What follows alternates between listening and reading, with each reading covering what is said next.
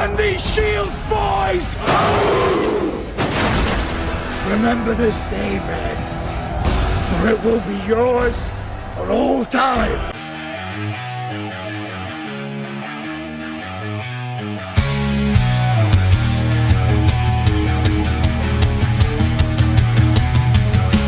Welcome to the Night Zone, hear the warriors speak. Life's the battlefield and we ain't feeling weak. From love to the game and the power we seek. Got a voice so strong, breaking every peak. Talk of love and battle scars, everything that's real. From touchdown to sermon, you know the deal. Strength in every word we begin to reveal. Truth in every tale as our lives we unveil. Talk of love and battle scars, everything that's real. From touchdown to sermon, you know the deal. Strength in every word we begin to reveal. Truth in every tale as our lives we unveil. Protect and provide, we're knights in the fray. Nothing off limits, we got something to say. Life and love, fitness and fight all day. Guys Night Podcast, let's ride the wave.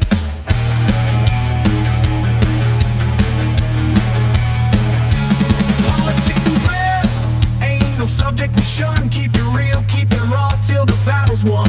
Fitness tips to faith, every topic under the sun. With honor and valor, every man's battle begun. Warriors with words, swords through the air. Every point sharp and every talk fair. Knights at the round table, come and pull up a chair. Join the brotherhood, words laid bare. Protect and provide, we're knights in the fray. Nothing off limits, we got something to say. Life and love, fitness and fight all day. God's Night Podcast, let's ride the wave.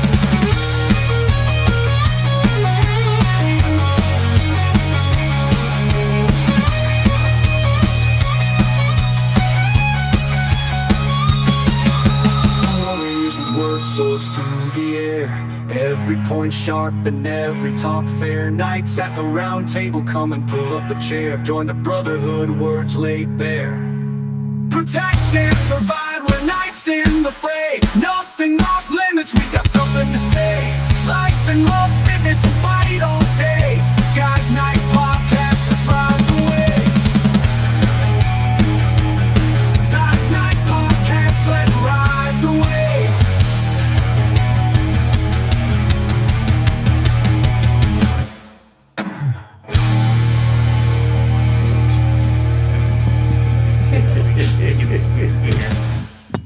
Picking up a sound of a mattress over sounds at like- I was Evan's gonna house. Sounds like the sounds like the $99 mattress you buy when you're like 21 years old and you get your first place or whatever. No bed frame, just mattress. Just a mattress, a And box fucking spring. metal, a box spring, a With metal, it, yeah, and a metal yep. frame. You guys had box springs? Dude, I just got a box spring. What are you talking about? Oh, moving on up.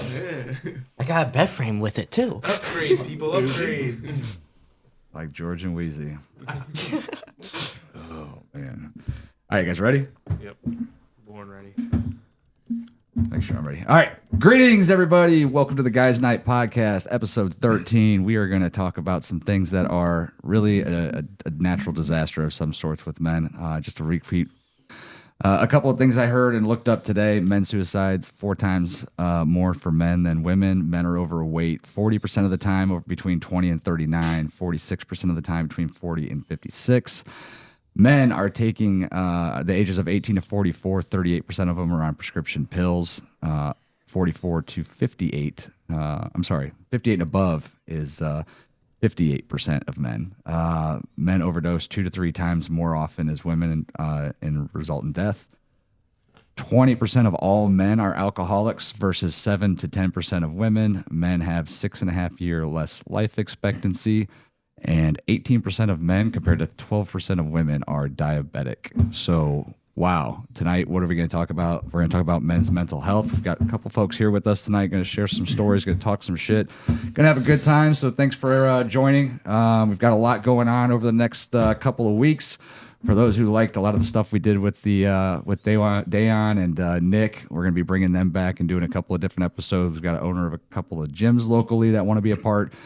And by Friday, Wednesday's podcast should be up, and we're going to have PH Performance and a couple of their doctors in so that we can kind of talk about different type of blood tests that you can do to better yourself, different things that you can take a look at, and kind of better ways to look at all the different things that come back on those tests that your regular doctor might look at, but not necessarily go over correctly or fully, if that makes sense.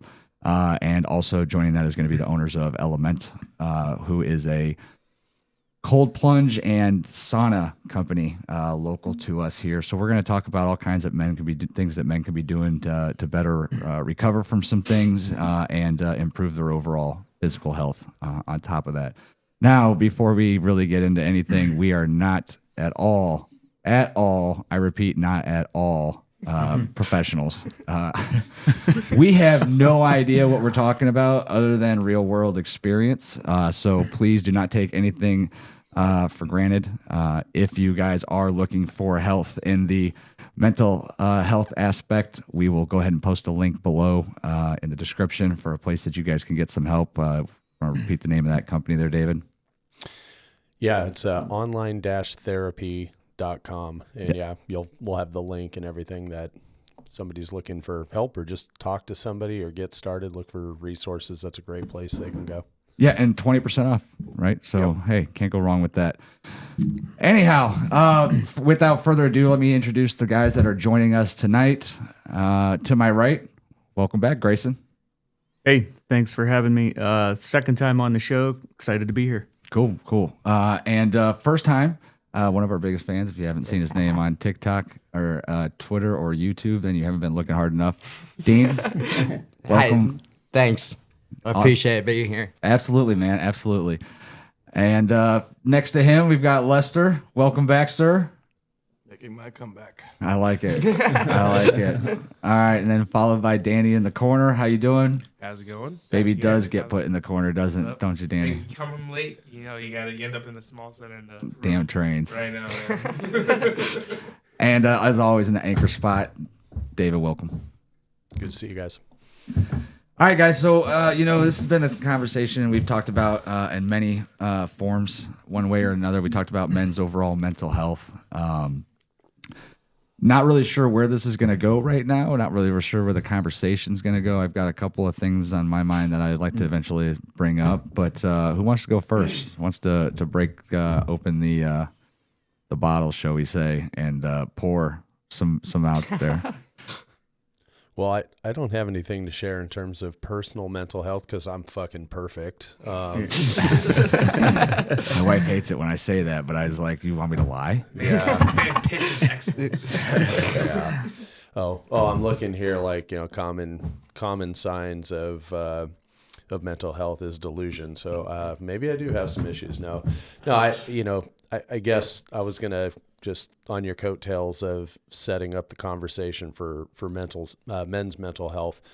It's also super high rate of undiagnosed as well. Oh, yeah. So like there's a certain amount of denial that is built in, and it's probably just us as men, right? We just like, I'll figure it out. But just to sprinkle some additional stats in there that I like, common issues that just sort of create themselves out of nowhere. And, we just don't realize we could be dealing with these things: depression, anxiety, substance abuse, anger management, bipolar disorder, PTSD. And, that really is a factor for, military first responders or males, who voted for Kamala Harris. No names, but, Screw you, TikTok. We'll say what we want to say. In most of it never gets diagnosed, of course.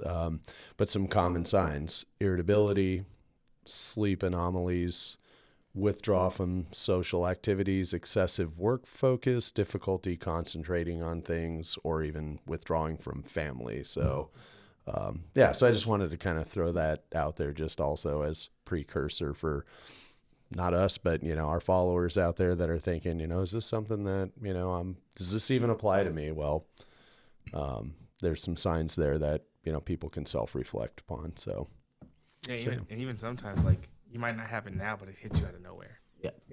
Just living life. Like I didn't have anxiety growing up. I moved to Ohio by myself, zero family here.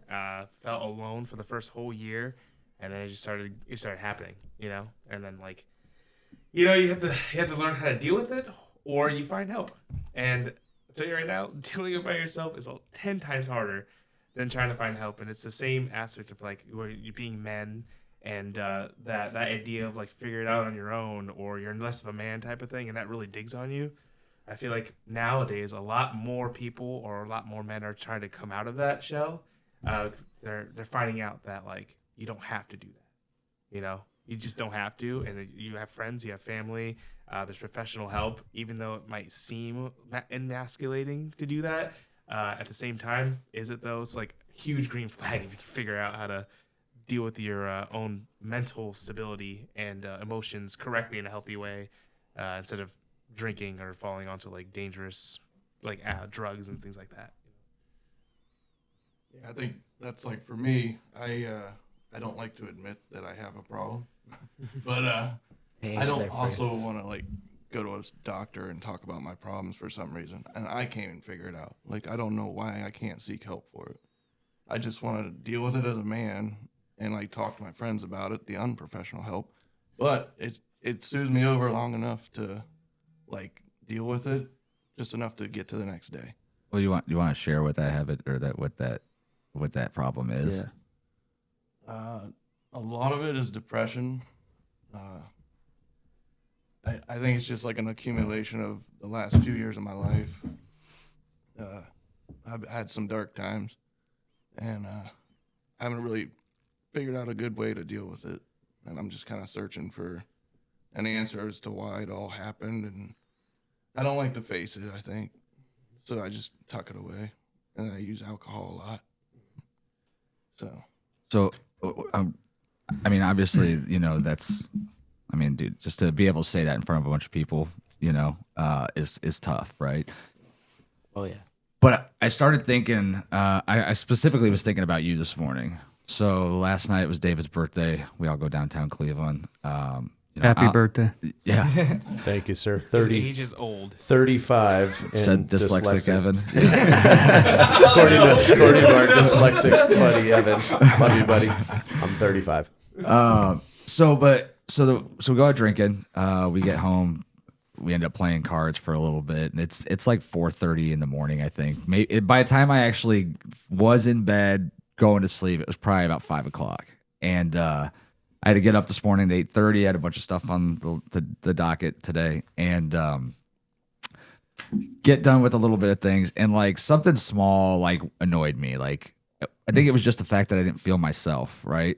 And then all of a sudden I started thinking about oh shoot, I didn't get something done for work. And then I started thinking about I'm going to have to do all this tomorrow. I'm going to have to edit the podcast. I got to make sure I do my regular day job. I've got to get this out. And then something just just came over me and was this dark fucking cloud. And I was depressed. And I was fucking alcohol, man. Yep. Yep. Every time that I drink and have more than a couple of drinks, even when we get on the podcast and we have a night where we get tuned up and it's, even if I go to bed early and get 8 hours of sleep, there's something about not feeling like your body's optimal, where your body should be optimally is it starts off that just downward slide. And, so, and I bring that up because I know how often, you drink and, and I started thinking about you and I was like, man, I know he's been struggling lately. And I was like, well, fuck, dude, if I woke up every day like this, I would be struggling too. And then I started thinking, I'm I remember being 21 years old and being like, dude, I have a lot better time when I drink, but when I was 21 years old, I recovered at 6 a.m. was feeling great, went on a company run with fucking 5 miles and it's fine. Now I'm I don't want to get out of bed. Life sucks. But how easy that can go. So when you talk about you don't know where to start and it's hard to go get help. And I maybe start thinking about because then I went to gym today with Brandon Nagy. I don't know if you guys saw him when he was on the show a couple of weeks ago. And he fucking kicked my ass. And obviously I had 3 hours of sleep. He pushed me beyond my limits in so many different exercises. And I was like, this is fucking brutal. And but I started to think to myself, man, I've really been half-assing my workouts. Like, even though I'm at the gym 6 days a week, like I'm half-assing it. Like, this was an example of how not to follow directions and turn your phone off so it doesn't vibrate. No, but I was like, this is an example of like, you know, one thing. And those guys all talked about like it's one step when it regard to them becoming a bodybuilder, right? It was like, no, you just make sure you get 10,000 steps in. And then, hey, next week, like I'm going to make sure that I prepare my meals so that I eat my meals correctly. And when it comes to mental health, it really kind of, to wrap this up and do the weave, as Trump says, say, you know, where does it start? It starts with, you know, one step. And I'm not just saying like the 12 steps of AA. That's obviously one way to for somebody to gather some success when it comes to their drinking. But it just starts with one step. Like, hey, you know what? Today I'm going to stay sober. Or today I'm going to get up early and I'm going to go to the gym. Or I'm not going to eat fast food today. Or I'm going to go for a walk in the freezing ass cold weather instead of having a beer. Or so when you say you don't know where to start, like just pick one thing that's similar and kind of easy to do what you're already doing that maybe puts you a little out of your comfort zone because you got to make time for it. Set an alarm on your watch. And when it hits that time, don't make an excuse. Just say like, this is what I'm going to do for myself, you know? And then I don't know. Do you guys know who David Goggins is? He had like a little. Yeah. He talks about yeah. his accountability mirror, right? And you know, I didn't like everything about David Goggins and his books and everything. And the dude is a badass. I have no desire to be that badass. But like, just put a little sticker up in your mirror to say, "Hey, did you accomplish your goal of this one thing today?" And then every night before while you're brushing your teeth, you're looking at it and like, "Fucking hey, dude, that was too easy." Like, so I mean. To me, that seems easy. I know it's not easy for everybody to do that, but I think that for, you know, fixing a lot of these problems internally or by ourselves, it just requires taking one small step and trying to build off of that. But I know that process is very tough. So I'm not here to like say everybody can do it and it's just really easy. But it's okay. Well, if I'm gonna start working out tomorrow, maybe I'll find somebody that wants to go to the gym with me. Or maybe I'll just walk into a gym and ask them if, I mean, Planet Fitness has personal trainers. Like maybe if I just go see him 6 days a week, like at least I'll have somebody to talk to and somebody I have to be there at a certain time. And so my suggestion, Lester, to this long drawn thing is, you know, find one thing that you can do every day to maybe keep you from doing the thing you don't want to do, or at least try. Or at least help you think about it. I was thinking crocheting.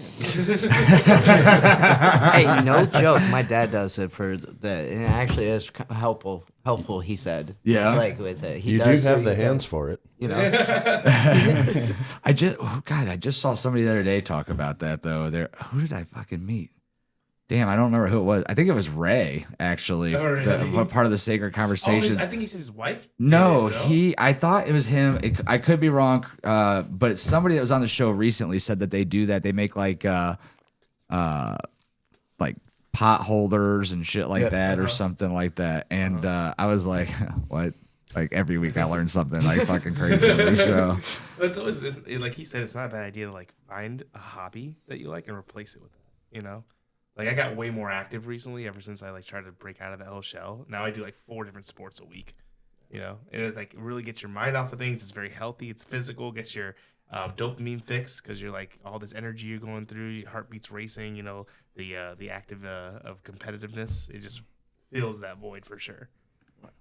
Even more simple than that.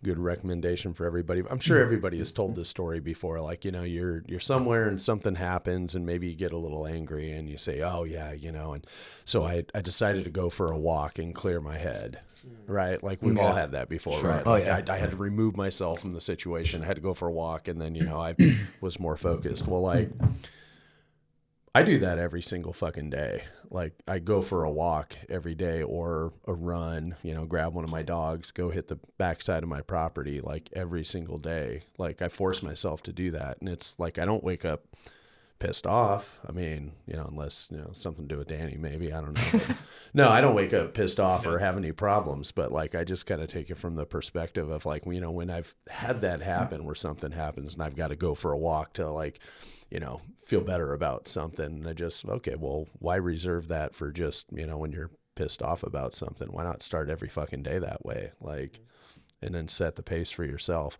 And, you know, you know, certain days, yeah, I'll go for a walk with a drink in my hand. Fuck it. Like, I can sweat this out. That's a goal. right? Just a thought. So, Grayson, to bring it around to you and get you kind of involved in this conversation. I know that your position and your career kind of has you around pharmaceuticals. So, let me ask you this: why do you think such? And I mean, that is crazy to think that 38% of people, men 18 to 44, are prescribed pills right now. Like, I mean, that's almost half the population of young men are on some form of prescription pill. Like, I wish I would have went a little bit more in depth with that. And maybe if David, while we're going through here, you can kind of look it up. But I'm interested to see what those numbers were in comparison to like the 60s, 70s, 80s, et cetera, because that's just insane.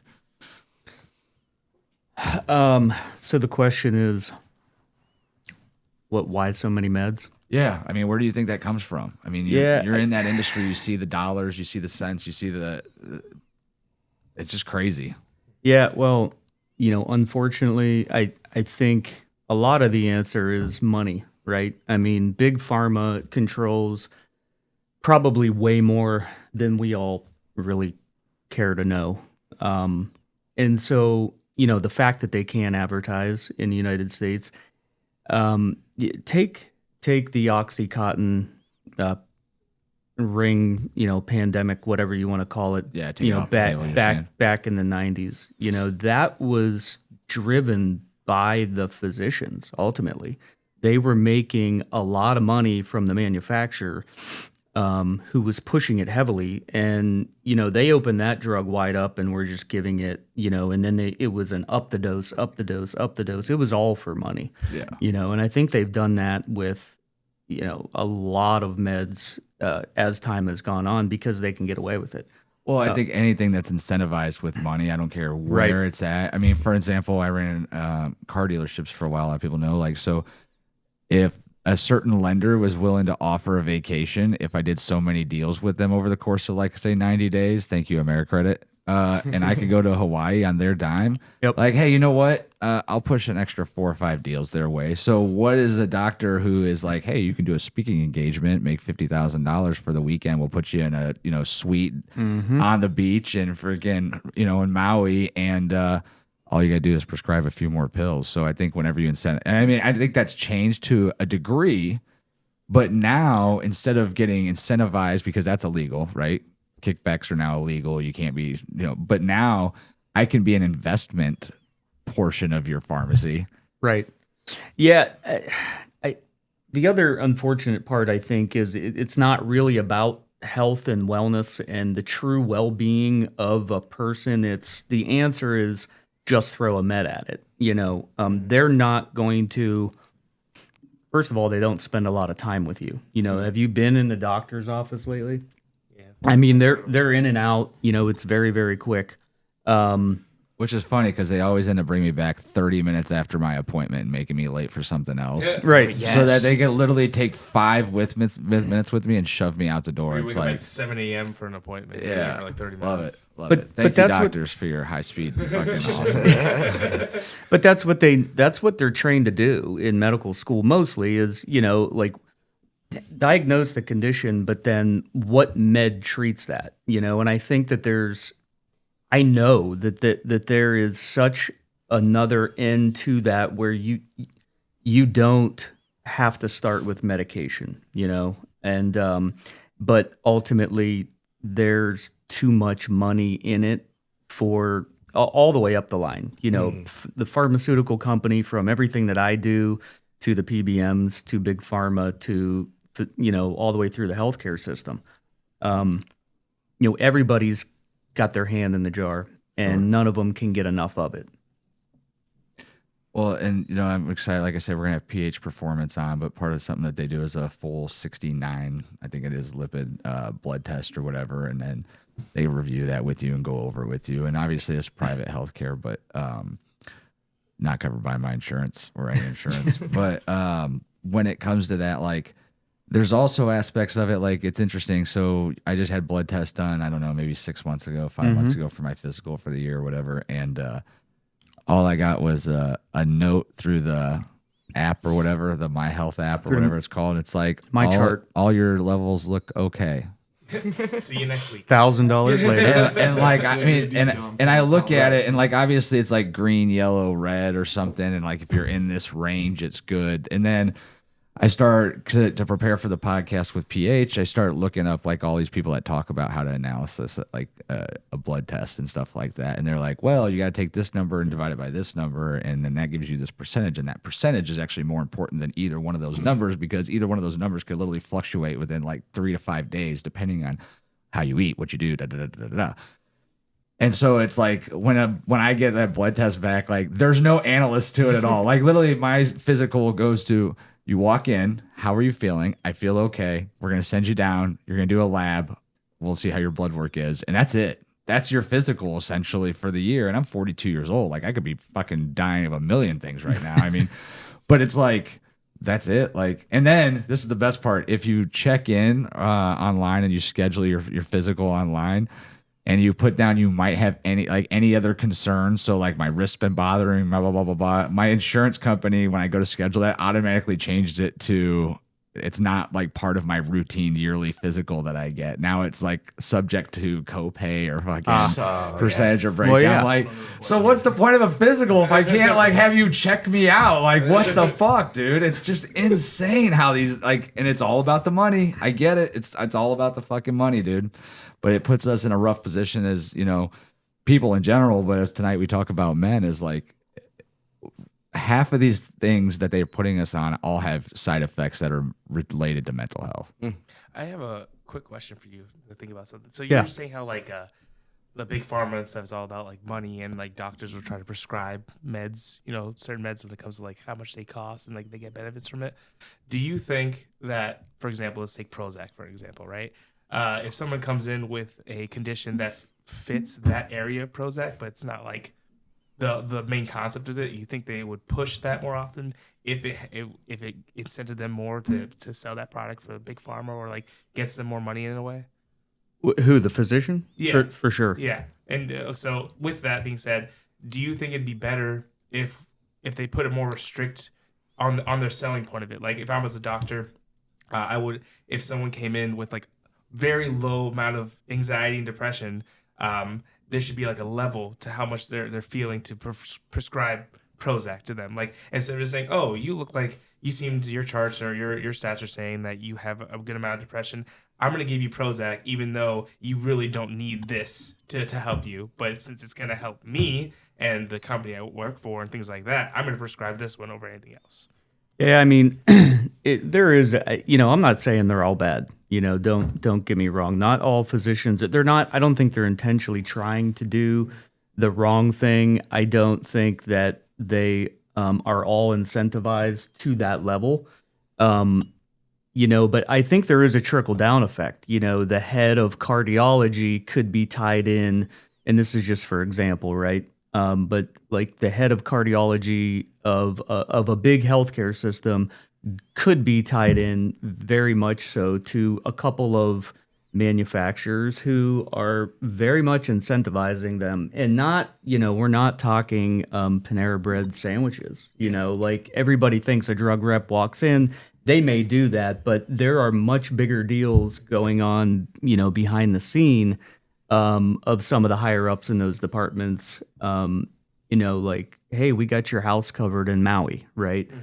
We got your boat note, you know, those kind of things.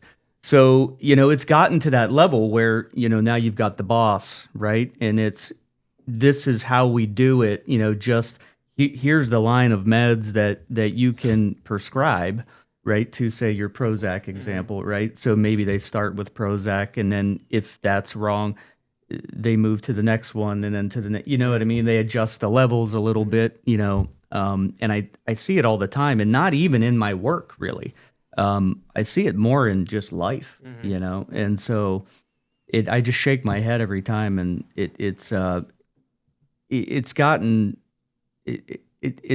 actually really brought me down a lot about the pharma, the whole healthcare industry. And I think that was my most exciting part about Trump coming in and RFK, you know, to hopefully shake this up a little bit. And that's like, and it's the same mindset of like, of they've been doing that for like years, you know. Oh, For years. yeah, And, decades, and if you decades. think about this, that could be the cause of what we have now. You have this line of drugs they're pushing onto back in the 60s up till now, and that affects their babies and their children in the future because they're taking this, and then those can cause side effects that can pass on to our kids, and then just end up developing anxiety and depression at birth, causing them to have it and stuff like that. I don't know why it's men that have such a high rate. I mean, you were saying the stats earlier, like what 30% of men's suicide rates gone up. So I think when I was No, thinking, men are 80% of the overall 80%, suicides, but I 4 think times more likely. from what I read, I was reading earlier today, it was since 2022, it went up 30 or 40% to the 80% that we have now. And that was from 2022. That's insane.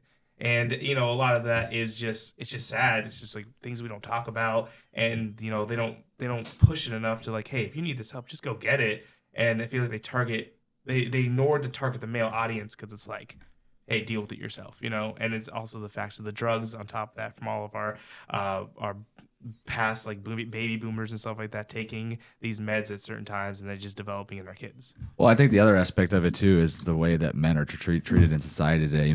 Somebody made a joke the other day. It was like, oh, men aren't allowed to be masculine anymore. I was like, I don't think that they're allowed to be masculine. I just think that there's less of them that are actually masculine because of all the ways that they've been kind of, put down and kind of cast aside over the last 10 to 15 years.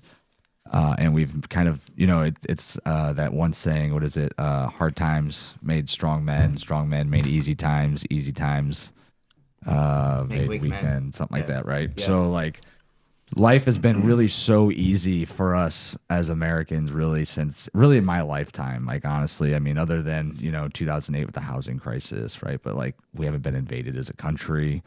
We've been in wars that we were overwhelmingly the most powerful force. Yes, we lost lives because of poor planning and poor decisions and stuff like that. But overall, as a country, like we've got it pretty easy. Technology gets easier and easier.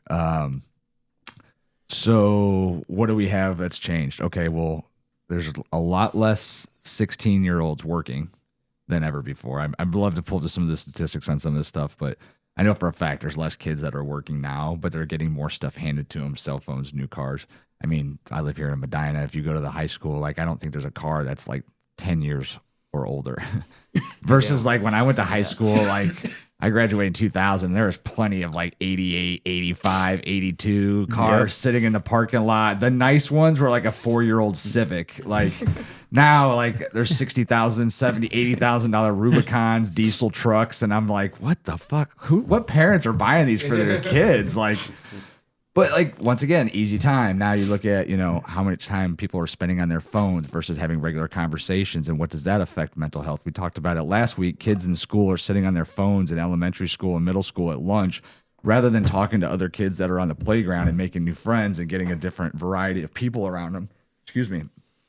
And that really just expands. And then you talk about the lack of people in the trades like plumbing, electricians, construction. Like there's less and less people that want to do those works. I know I'm losing a lot. You look at semi-truck drivers, right? Like the average semi-truck driver, like growing up, like the stereotypical like was a 40-year-old white guy with a beer belly who would beat his wife at home and drove around in a wife beater, right?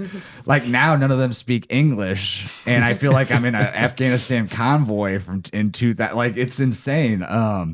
But that's not because great for these immigrants that have come over to take that job, or we've found ways to pay other immigrants. Honestly, immigrants are taking a lot of the jobs that they're not taking them. They're just the only ones that are willing to work some of them. And what is that creating? It's creating a bunch of kids and men that are, if they can't work from home, they don't want a job. If they can't be on their phone, they don't want a job. Like, and it's really just creating this like silo that a lot of guys are in, and then they're like, why can't I find a great girl, or why can't I do this, or why can't I do that, and why is this guy yelling at me on the Instagram that I'm a loser because I don't have my life together there? And it's like, because you sit in your room all day and fucking play TikTok and masturbate 25 times a week. Like, you know what I mean? Like you're not Stay doing on my anything. personal business with. That's half the guys at this table. But it's just crazy though to how easy life has kind of become, that we've made it. That is making it very difficult. And like the next 10 years are going to be something that if something doesn't change, it's going to get only worse. Like, why are suicide rates up? And fuck, that's just an awful fucking statistic that 4 times as more men are committing suicide than women. But frankly, women don't have as much on their plate. Like they're kind of in a scenario, we've talked about it before, where the world's lifting them up while putting men down. It's up to us men to stand up for ourselves and tell them all to fuck off. It's our work. We took this fucking land fair and square, and we all know that it's going to only be our land as long as we're keeping it that way, because I don't think you're going to put 8 million women on the front lines in any country, and they're going to be doing much for us. Not that we don't love the women, but let's be honest. We love women. But yeah, I mean that saying goes a long way, and I'd say that has a big part of it. Our parents used to talk about how tough they had it, and they had to walk uphill both ways to school, Barefoot in the snow and ice. in the snow. Now it's like, oh, I had it rough. I had the iPhone 7. Yeah. Like, what, loser? Were you guys on welfare? Like, oh, okay. Yeah, my contract's up. I'm eligible for a renewal, but my parents won't let me. Oh man, well you can't hang out with us anymore. Man, are you adopted? Wow. No, sneak broke. Get away from me. Well, I'm in the wrong place. So I guess I'll come to the defense a little bit of Big Pharma in that there's some things that they make that are useful, right? So Sure. you have a headache, Viagra, Advil. accident, actually. accidentally created as a Yeah, how about that blood thinner? right, but so you get an infection of some sort, right?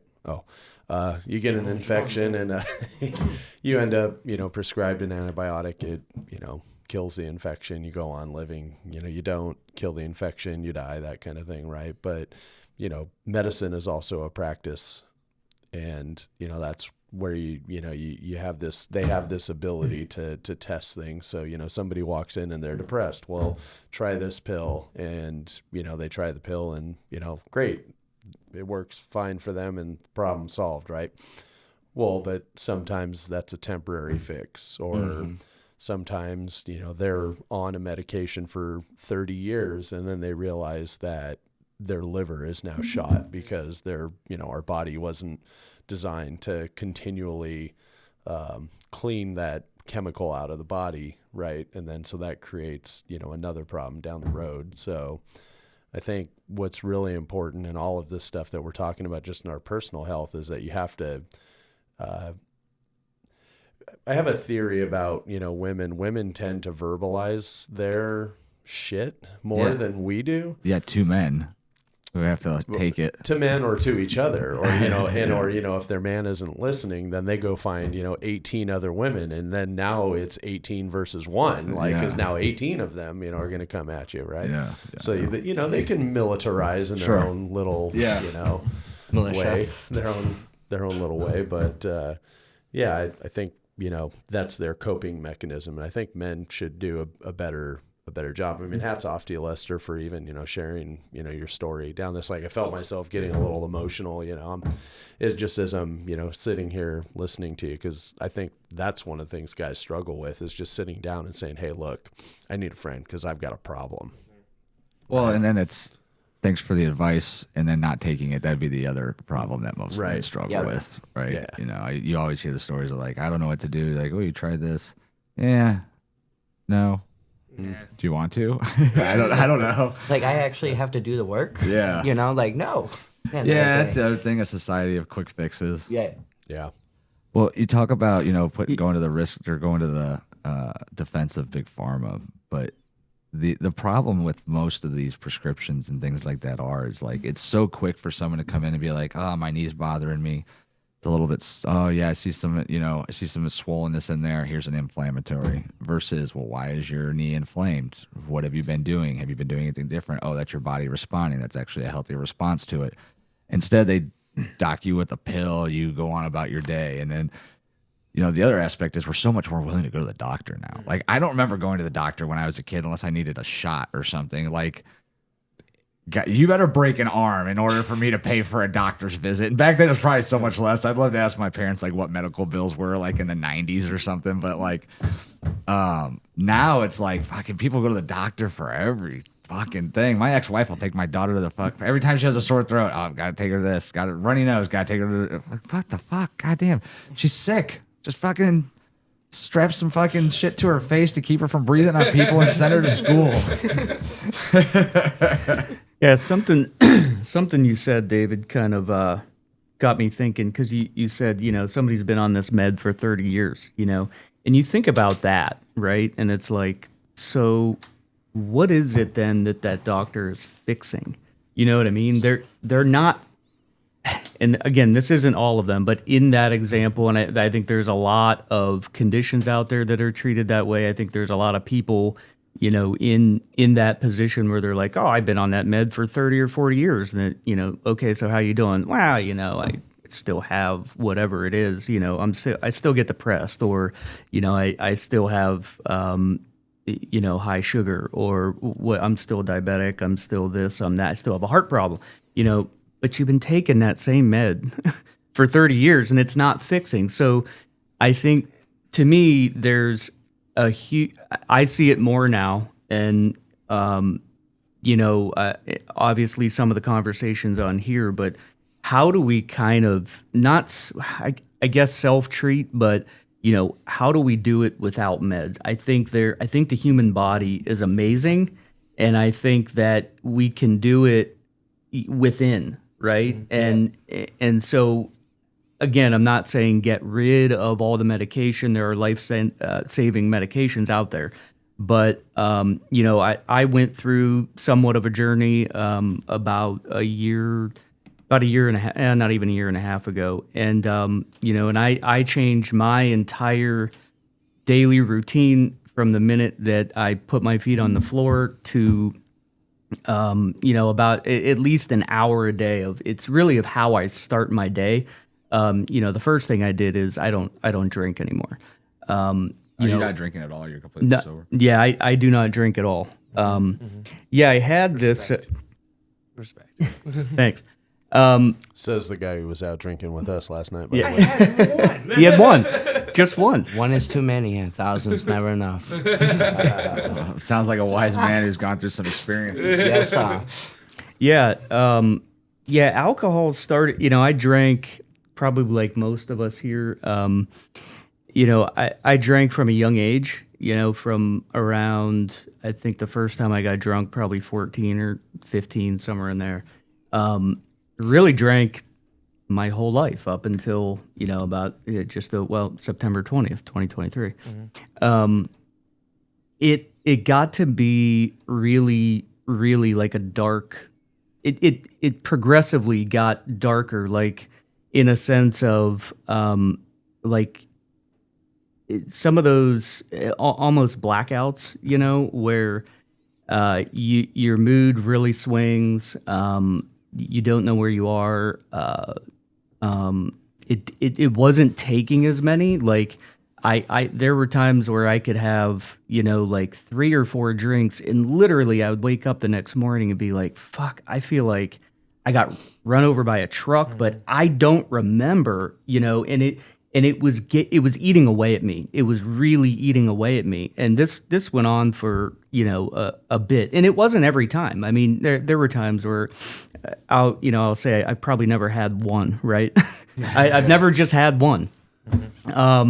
But there were times where I would have a few, and it was fine or whatever. I was good. But, there were more times than not, I think, that it was just really, really bothering me. So I am rather religious, I will say. I'm very spiritual. And so it was the morning of September 20th, 2023. And I had been praying, for a change, right? Like a big change in my life. I really didn't want to drink anymore. And I'm with Les, where, it was like, it was kind of difficult to like give up that image, you know what I mean? Or like it was part of me because, and I wasn't a day drinker, you know, I wasn't I didn't have to wake up like alcoholic like that. Where I had to wake up and just have it. It was more of like after work, that was kind of I work from home. So that was kind of my like get out and my relief, but I didn't have a filter, right? So it was not one. It ended up being several. And I drank bourbon and IPA. Were you also like when you were working? Were you like, oh, it's almost 3:00, I can go drink, or what? It's like you're like, oh, 3 more hours. I think a little bit subconsciously there, and I think that's the part that was kind of fucking with me because all these things are going on in my mind, and I'm like, man, something's going on, but I didn't really address it, and I didn't really talk to anybody about it. I had pissed my wife off probably more times than I care to say, but I prayed on it a lot, and I woke up that morning, and I can remember it clear as day. It was 6:32 a.m. I was in the room by myself. I had been drinking the night before, and I woke up. And it was like there wasn't anything visually there. There wasn't, there was nothing to see, but it was so quiet. And I kind of popped out of bed, and I could just feel, like something very spiritual there. And there were 9 words that were going through my head, and I eventually just started saying them out loud. But it was, I don't like who I am when I drink. And it was very different. It just kept repeating. I don't like who I am when I drink. And I'm sitting there going, what the hell is happening? Because there's this, I know something is there, right? There's this feeling, there's this spiritual, something is trying to tell me something.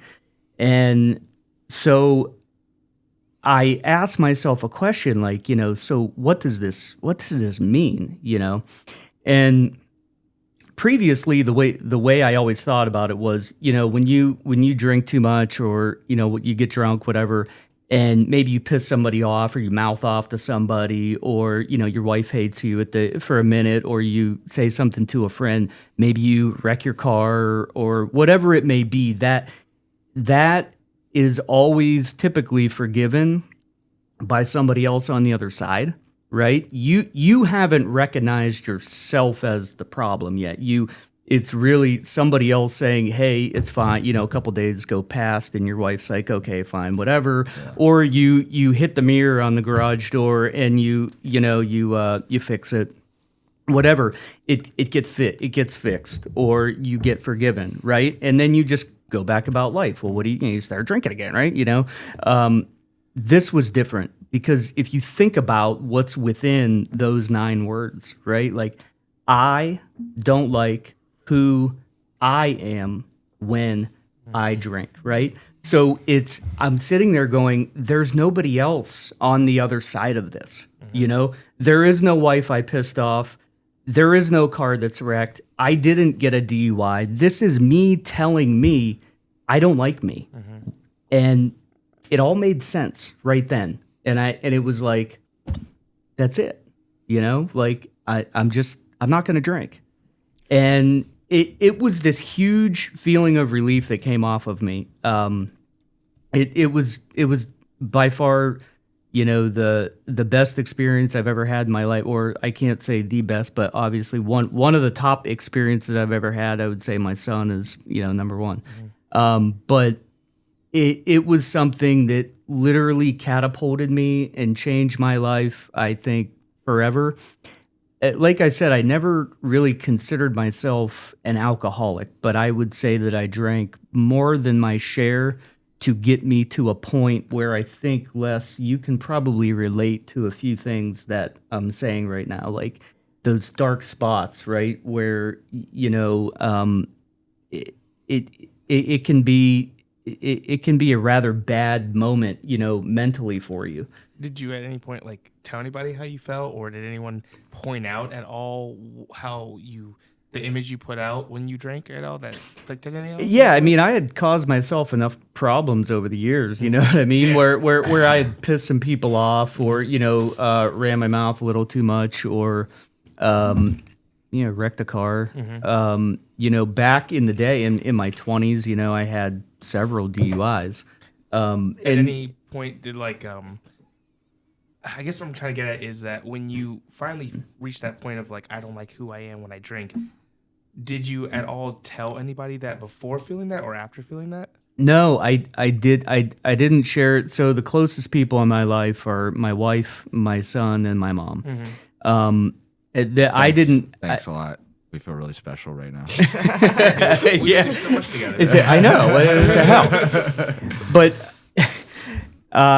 no, I didn't. No, because it was that I didn't recognize that I was I didn't see me as the problem. It was always like, well, I drank too much. Okay. It was the booze's fault, right? I drank too much of that evil thing over there. It's like, no, you're controlling the intake of that. Do you ever wish that you did tell anybody how you felt? Prior to leading up, Yeah. I suppose now hindsight maybe, but I would say that this experience, it really, for me solidifies. Like I said, I am quite spiritual and religious, but I think it really solidifies that I can tell you there is a God, and so I think from that standpoint, I'm kind of happy the way that it worked out this way. Amen, But brother, for sure. yeah, It was just one of those questions of being a religious person, even the Bible tells us tell your neighbor how you Right. feel on top of that. And to bring back the topic of drugs and stuff and the situation you went through, going by yourself or going through it alone, it can sometimes come to that conclusion of okay, I figured it out on my own. I'm gonna move past it. I'm gonna do something about it, right? But 9 times out of 10, I feel like it'd be easier if you just had at least one person that you told about what's going on, and it makes it a little easier to push you forward, to motivate you to make that change. yeah, I think from that standpoint, I think the answer, if it's like a question, do you think somebody that is experiencing something like you should reach? Absolutely. Yeah. Don't wait for this spiritual awakening like I had. You know what I mean? Yeah. And I'm not saying God can't save you, because He will, but Yes. it's There's also some accountability in that too. Oh, yeah. Oh, yeah. Yeah. Like Yeah. Will talks about going to the gym with a friend, Yeah. because you can let yourself slack off because nobody saw that. Yeah. But if you have somebody that's right there beside you and They they're not push you gonna, forward. And they push you. not going to let you get It's past like it. it's like that same if when he was saying how he you take meds for 30 years and doesn't really do anything, it's that aspect I was thinking is like you were saying, sometimes you have to make that change, going back to depression, anxiety, and things like that. Sure, they give you a med, it works. It would be better, in my opinion, doesn't work for everyone. Sure, you're on this med, but if they had some kind of if more people would tell someone how they felt and had that person to push them forward and start adding on top of things to when they feel sad, instead of just taking a pill and then they're good to go, more take a pill and maybe talk to them while they're doing it, or do some kind of activity to get them out of this sadness or this down spiral they have. Because the biggest thing with men and mental health is they don't like to say anything, which is upsetting. Instead of just taking a pill and moving forward, maybe acting on that and moving past the feeling, and instead of ignoring it, kind of accepting it and telling someone, and then taking this pill and actively pushing forward on an activity, or telling your friends, or having someone to motivate you to get you out of that slump at the same time, will wean you off that drug maybe, and you start feeling oh, maybe I don't need this, or such a high dosage, and then one little bit at a time, it kind of helps that mental state, So here, Yeah. I have a lot to add into this. It's Yeah. I'm Yeah. twitching over here. Yeah, yeah. like, some of the stuff. So, first of all, the first rule of the 12 steps, right, is accepting, right? Knowing you're saying, admitting you have a problem. Okay, you have to do that. Nobody's gonna do that for you.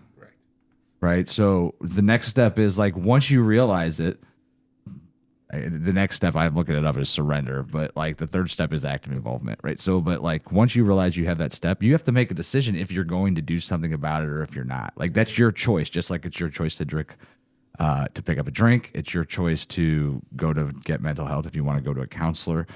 Where I disagree is like, don't you think you should be able to tell somebody what's going on? If you're married and something is going on and it's affecting your day-to-day life, or you need to start a plan and like you have a family. So like, for instance, you say, babe, I'm really tired of looking at myself in the mirror. Tomorrow morning at 5 a.m., I need to get my ass out of bed. I'm going to the fucking gym every morning. I need to make sure you take care of the kids if they wake up or anything.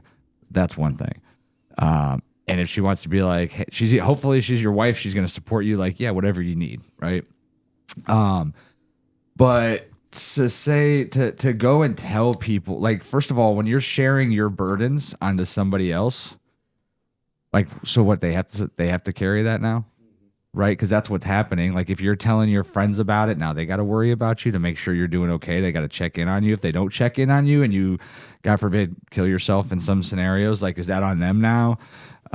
If you're not getting any better, if they see you drinking, are they supposed to stop you? Or are they not supposed to stop you? Like, so when you say like, can I tell somebody? I mean, if you want to tell somebody, hey, you know what? I can't do this with you right now. I can't drink anymore. I appreciate inviting me out, but I'm just not ready for that. If it's, regarding alcohol, drinking, or if it's whatever the case might be, hey, you know what? I can't eat fast food with you anymore because I'm trying to go on this diet. I want to make myself better.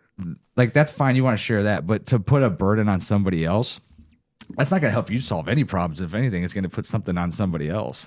So I really think a lot of it is self-accountability and making the decision, like, I'm going to affect this. And there's plenty of research on there on like, hey, if this is what I'm struggling with, I need to look this up. If this is what I'm struggling with, I need to look this up.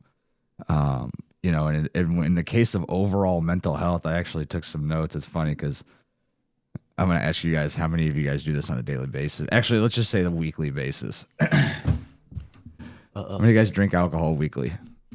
I'll admit to that. Not anymore. Yeah. How many of you oversee your nutrition and make sure that you get correct nutrients on a daily basis in all your food? How many of you live an active lifestyle? Describe active.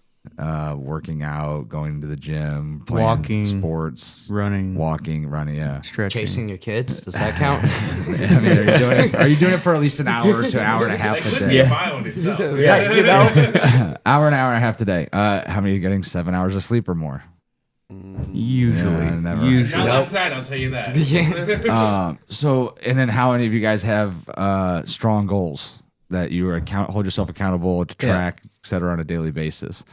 And then how many of you guys are like confident in your self-identity? Yep. Like, know who you are, proud of who you are, don't need to apologize for it. So if those are things right there that immediate. Oh, and how many of you guys, did I already say this, eat fast food at least once a week? What are we calling fast food? Yeah. Pretty Is much Chipotle? everything Is served. Chipotle fast food? Not willingly. I All mean, right, let's go with this. I'd like to say that it's not, but it surely Yeah, is. okay. I mean, anything where there's a 16-year-old kid cooking it's fast food, because I don't know what's in it. All right, okay. But no, I mean, say those are daily basis. Like, I see people go through do that every single day, right? And then it doesn't even include like the stuff we've talked about in the past with like our regular food that you buy at the grocery store, all the different shit that's used to process it and how that overall affects our mentality.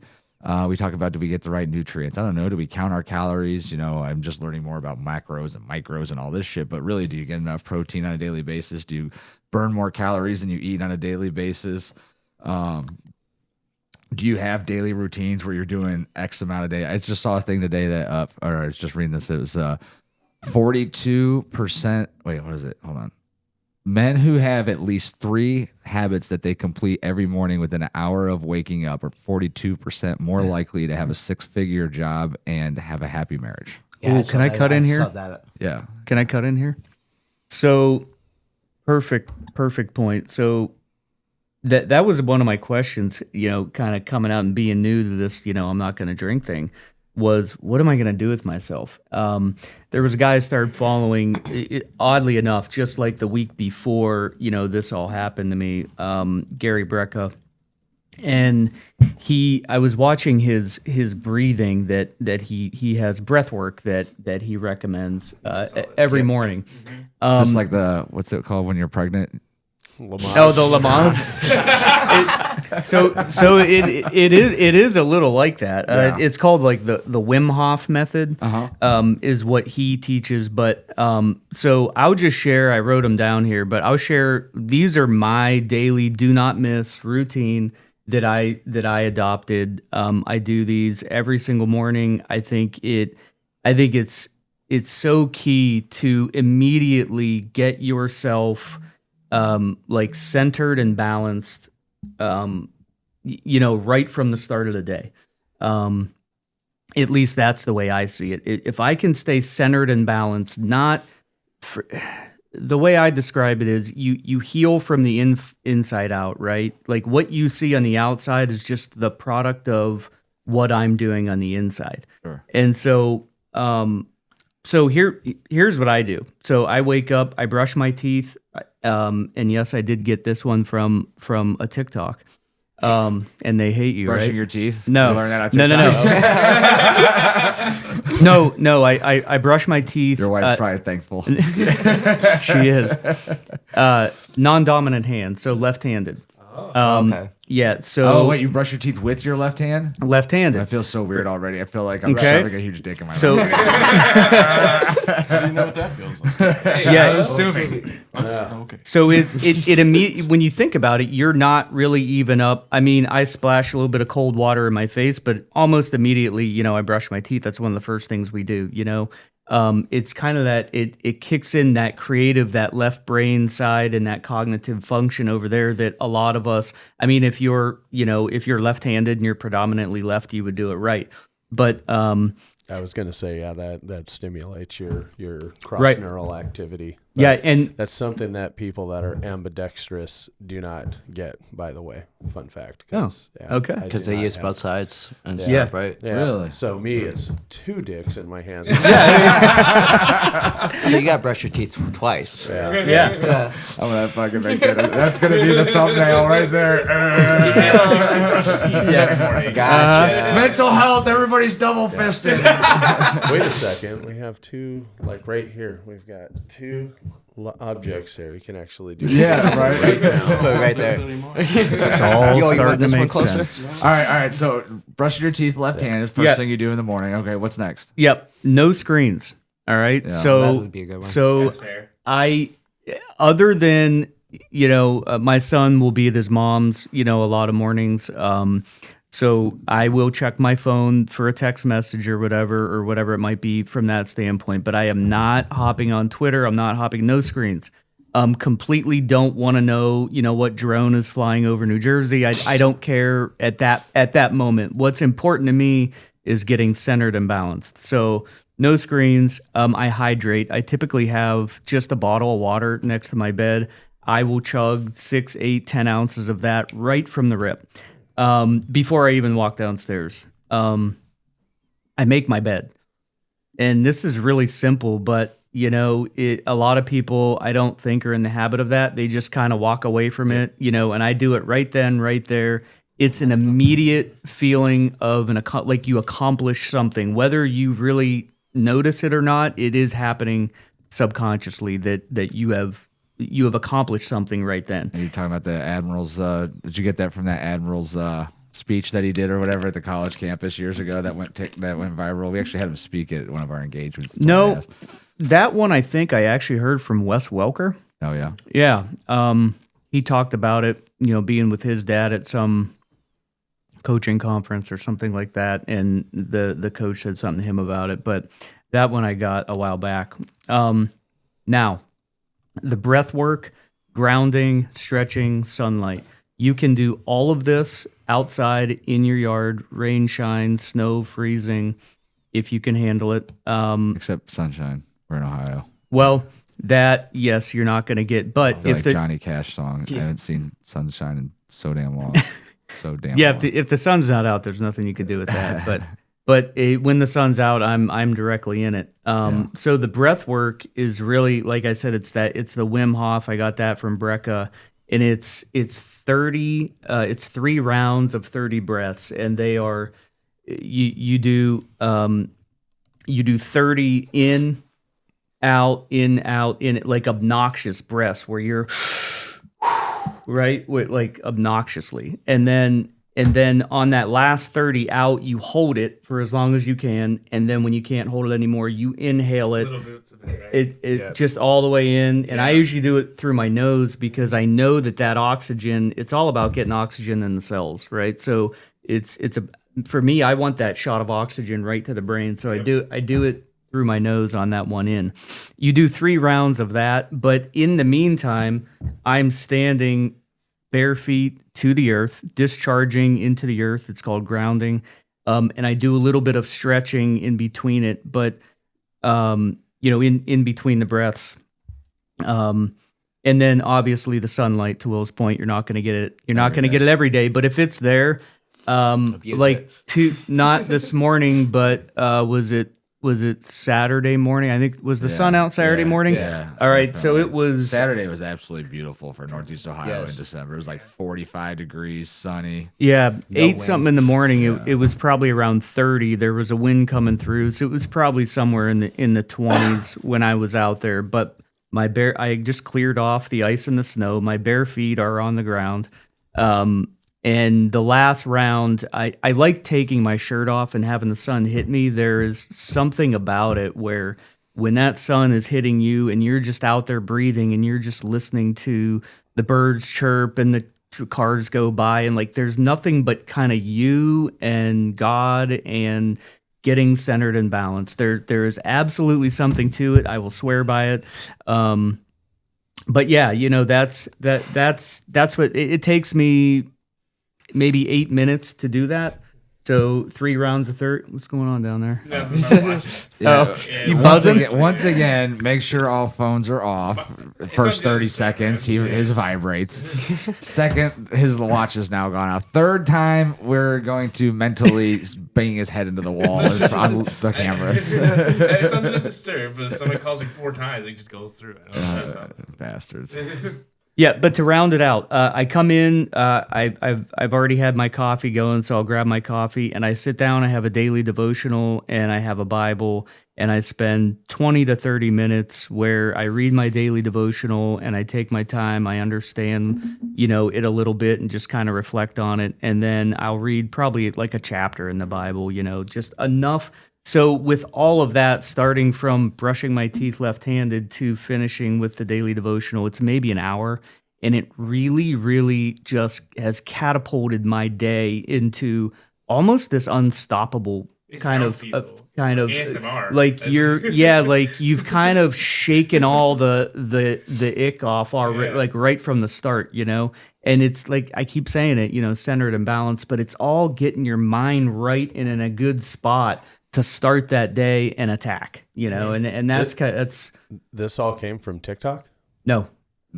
So Brecca, I got I put all this together myself. I just took bits and pieces of things and just, like the brushing your left-handed, that one I got from TikTok, but like the hydration and the breath work, the grounding, the sunlight was all from Brecca.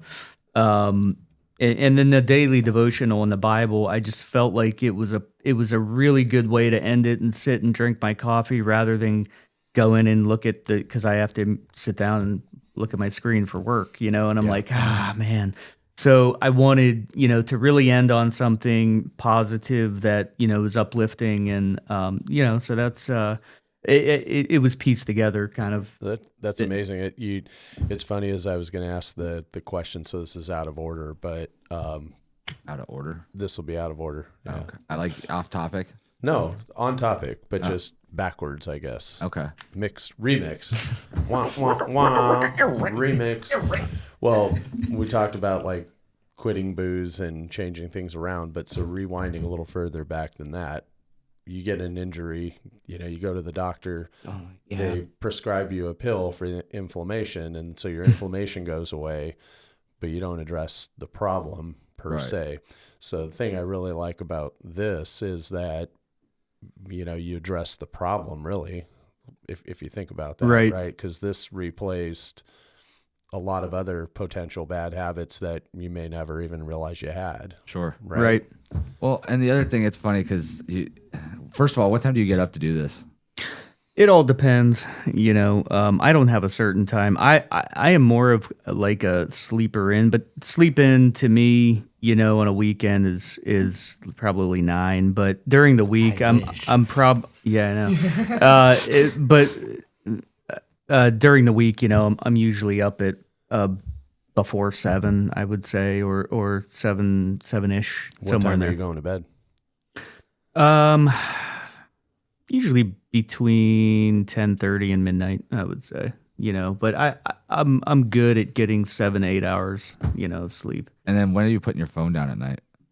Are you in bed with your phone at all? So it's course it's you are. the It's no. so Well, so that is the other thing that I changed. I really got into reading. I was never much of a reader, and I Yeah. really got into it. And so at night, I was that was one of the things I was kind of preaching to my son, a 17-year-old. Was, hey, no screens for the first 30 minutes in the morning, and no screens 30 minutes going into sleep. And then I took that on myself. Now, the NFL is here, and I am an NFL fan, so I'm following games and stuff, whatever. But I have gotten much better at putting my phone down and reading before I go to sleep. And I will also use like the Halo app. Are you guys know about that? I've heard of it, but The I Halo don't know how to app. What's use the it. Halo app? It's a Christian app, but it's got like nighttime prayer. So I'll just turn on the daily nighttime prayer and literally sometimes just fall asleep as as that's running. So I've really tried to get off the screens. So when you started tracking your habits, did you use anything to do that? Like, were you tracking it on a daily basis? And do you have other habits that you're trying to like do on a daily basis? I don't track these No. per se, like checkbox off like I Yeah. did them. I just know it just is what Sure. I do, Like habit. Yeah. Well, it becomes habit, but at first it's not. I've talked about it before. I use the Habits app. I think it's like the lifesaver to me. And it's interesting because I can reflect back on the end of the month and it'll be like, you completed 82% of your habits 67% of the time. And I'm like, ugh, that sounds so bad. Going for the high score. And it's like, well, I put that one on there, but I didn't really mean it.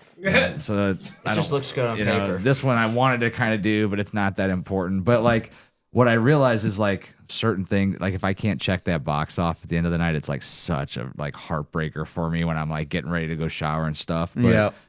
But because I'm like you, like I've got a set routine to how I start my day, and I've got a set routine on how I finish my day. Like, so I wake up, I brush my teeth with my right hand. With your right hand. I guarantee you brush it left tomorrow morning. I want to try it. Yeah, why not? well, for Yeah, sure. Yeah. Use your opposite foot. Yeah. Ice cold shower, as cold as I can make my shower. Like typically right now, because I have well water, it's like between 56, 57 degrees. So not ice bath temperature, but cold enough that a minute sucks. Especially on the back of my neck. Like I'm immediately up. Like there is no hesitation. I'm at like 100% peak performance. And I get up every morning at 5 o'clock. So by 5:30, like I'm ready. Like I could conquer the world at 5:30 and 8, and most people are still in bed. After that, like I go downstairs, I feed my dogs, and then I drink. I make sure I always drink my protein shake. I always eat at least 2 eggs. I'm eating a couple scoops of peanut butter now to kind of go off with some advice I heard a couple of weeks ago. But then I'm at the gym. Like it's usually about 6:15. I'm at the gym. And then I can work out for 2 hours, 3 hours. At that point, it doesn't matter. I get there so early. Like I don't have to start Right. my workday till 9 o'clock, so I can get a 2.5, 3 hour workout in, and it doesn't affect anything at work. And like, well, it doesn't mean I work out fully. Like so, like I mean, like there's some like I'm taking longer breaks or whatever on some things. But what I've started doing is now before I work, I used to stretch at the end of my workouts. Now before I work out, I started going to the sauna for 20 minutes because our gym just got saunas in it. So now I get to the gym, I go to the sauna, I sit in there for 20 minutes. So now I have to make sure I drink at least 2 bottles of water before I get to the gym. But I had to add that to my habit tracker, right? And like you just keep adding this stuff. But then what I realize is like the more you do it, it becomes so mundane. It's like you don't even think about it. Right. But then the day that you wake up late or you miss an alarm or you slept in because you were up too late and you miss it, like my whole day is You're wrecked. off. And I literally, there's days where I'm just like, fuck the habit. Not doing any of it today. Yep. And I'll start over tomorrow, which I do often, like probably at least once a month. But it's important to me that I have all those other aspects in it. So it's funny because I was just thinking, I was like, I'm pretty sure that there's like habits or there's like statistics regarding like wake up time. And I just found it was like, men are 23% less likely to have mental health issues if they wake up before 7 a.m. And the number one reason for that is improved confidence because you're doing something that most people find difficult. And I was like, yeah, I mean, that's true. Like everything I do in the morning, I think is kind of difficult. Like it was not easy to start that routine. Like even like something as simple as drinking a protein shake. Like I got to fucking mix it. I got to make it. Then I'm sitting there staring out the window while I chug it. I am going to change. Like, so for me, I usually get on my screen some way on the way to the gym or something, or sometimes I'll even sit in the parking lot for 10 minutes, like catching up on stuff. I am going to try to break it to, because I started using meditation music when I'm in the sauna. So no phone, no music, no nothing, just like some guitaro fucking feel good fucking shit that's going on like I'm in fucking Japan or whatever. So now my goal is to like, all right, no phone until after my workout because I could use my watch to turn on Spotify, but our gym's got such fucking fire music, I don't even need it. But yeah, I mean, so those habits, they really track and like really kind of get you feel like $1,000,000. Well, the other thing is too, like I know that most people don't start every day with a cold shower. They don't end every day with a cold shower. So not to toot my own horn, but I'm like, fucking, that's badass. Like it's something I do that not a lot of people do. You know what I mean? You could think of it the opposite way. Like, hey, I fucking drink a beer at 5 a.m. and I fucking chug a bottle of Jack before I go to bed. That's pretty fucking awesome too. But you know what I mean? Like there's something about like doing those little things, your breathing exercise that you do. Like, first of all, you have to learn it. Second of all, you have to take the time to do it. You have to execute it. And then, you know, you're standing outside. Like it sucks to fucking in Ohio and it's cold. The grass is cold. You're sitting out there barefoot, sucking it up a little bit. Which I don't think anybody at this table is doing. Anybody here? No. Oh. Well, Yeah, it's so like there's one out of 6 people that aren't, you're one out of 6 at the best case scenario. it's loud too. So you know, you can hear, like the one day my neighbor came out and he was like, is there a deer? In You know, rut? something. There's a Yeah, deer over right there. it's snorting over. Is there a deer snorting over here? And then, you know, he and I I go, you're gonna see me out here. You know what I mean? And I had been in it for probably 6 or 8 months, you know, up until this point, and you know, doing it every day. And then he heard me, and then I talked to him on the side the one day, and he was like, "Oh, okay, I'll leave you alone," you know. But yeah, it's I don't know. Yeah, like the cold shower. I tried those. I just can't. You know, like You have to overcome that fucking mental challenge. But let me tell you and something. I've gotten there, but I just can't consistently do it. It's you know? funny because my wife, like, I tell her to do it every day. Like, I'm like, just hop in the fucking shower with me for 5 seconds. Like, it will wake you the fuck up. And she will not do it, morning or night. But me, like, her biggest complaint is at nighttime. Like, I hit this bed and I'm out in 30 seconds or less. Like, I mean, out, like in a coma. Something about that cold shower, just I get out of it and I come out, I lay in bed and I'm knocked out. That's the end of the night. And when I wake up in the morning, like I said, so yeah, it's hard. Like some mornings it's really hard. Like when it's like 5 degrees outside, that water is so cold that comes out. It's the first thing that turns on. It's been in the pipes all night. Oh man. But I'm telling you, it's immediately, especially you start on the back of your neck, and it's almost like your head gets frozen in place for a second, and it's like a brain freeze, and then That's you're called like, hypothermia, Will. dude, it's fucking awesome. It is awesome. I would highly, if you could do it 3 days in a row, I bet you do it for the rest of your life because it feels that good. Like it's a drug on its own. But I've been talking a lot. We've been talking a lot. Dean, you're new to the show tonight. Yeah. We haven't really heard your story, brother. So tell us, you know, I know it's a little bit late in the game, but tell us, you know, what made you decide to come on tonight? Tell us, you know, what you've overcome in your life, where you stand. Just a little bit about yourself, my guy. All right. I am a recovering drug addict. Okay. I really didn't have a problem with alcohol. Make sure you keep you don't have to be right up on it. Just kind of like Keep it up, like within close 6 wise. inches. Yep. There you go. And then if you have to, just move it to the side so it's not covering your face. There you go. All right. I didn't really have a problem with alcohol with it. After 21, it wasn't fun for me. Like, I hated going to the bars because I was the one that got arrested all the time with the fights and everything. So, and then by the time you got your third drink, you might as well went to the store and bought the bottle. So Yeah. it's like, all right, at the bar, I'm gonna go do some coke, like do heroin, do some meth type of deal, because that was my drug of choice. It was my way of dealing with like my depression, my anxiety. I was diagnosed with ADHD, depression. I can't always forget this one, but it's like you hearing voices or people Like are schizophrenia? That's one. Yeah, I don't hear the voices. That so is don't, a fucking trifecta Yeah. of things. Yeah. My Yeah. guy, damn. And bipolar. Oh, All wow. this was like when I was 15 years old too. Oh wow. And so like when I was 15, they had me on like 19 pills, like Wow. certain things and stuff. And I felt like a zombie. Like I didn't want to do nothing. Well, at not all. only that, but how do you even tell what pill's fucking working and what's Exactly. not? That's at that another point? thing too, because it's like, all right, so how did this feel? Like, dude, you have me on 19 things. How am I supposed to know what this feels like or how this Yeah. feels like? I'm trying to run from my feelings in the first place because I'm depressed. I have anxiety and stuff. And so it's like, I'm just sitting around and be on the couch. Like, why am I taking all these pills when I'm doing exactly the same thing? Right. When I can just go get some meth and heroin and feel great. Yeah. You know, like, pills that government provides or the pills I actually want. Yeah, You know, yeah. so well, not I to did mention that. that if you're sitting on the couch, you're probably very secluded. You're very Yeah. like, what's the word, introvert in that sense. Yeah.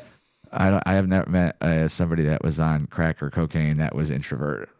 Yeah, yeah. It was one of those things.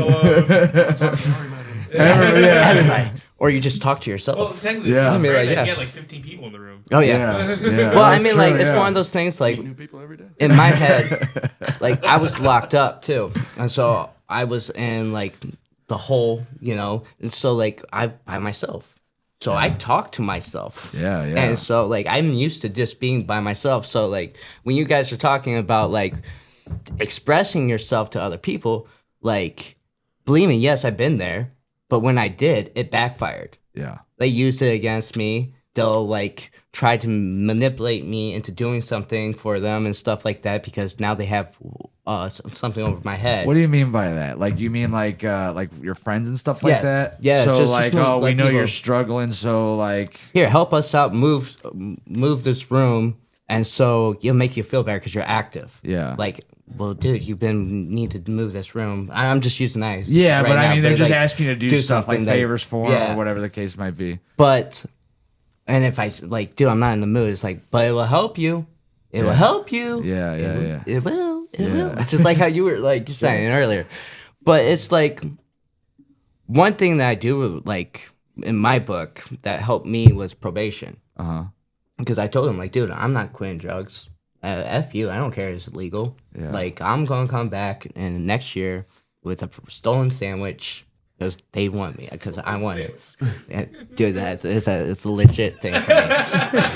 I had $10 left. All right, it was either gas or food. It was gas station food. Yeah, it was a gas station food. The grilled cheese, I understand. Yeah. Yeah. It makes them at night. But dude, that was the most expensive sandwich ever from a gas station. So you got popped for something? Yes. Wow. And it got me on While probation. you were on probation? No, I got me on probation. Oh, I with put it. you on. Okay. And so I told him like I'm not quitting drugs. At that time, I didn't really care. Yeah. Like my whole life, I've been dealing with depression, anxiety, and all that other stuff. But I just didn't care because I wanted. I hate to say it, but I wanted to die. Yeah. But I tried 3 different times To kill yourself? to kill myself, hang myself, try to shoot myself, Jesus. and overdose. You know, dude, that's fucking insane, man. Oh, yeah. First of all, but Yeah.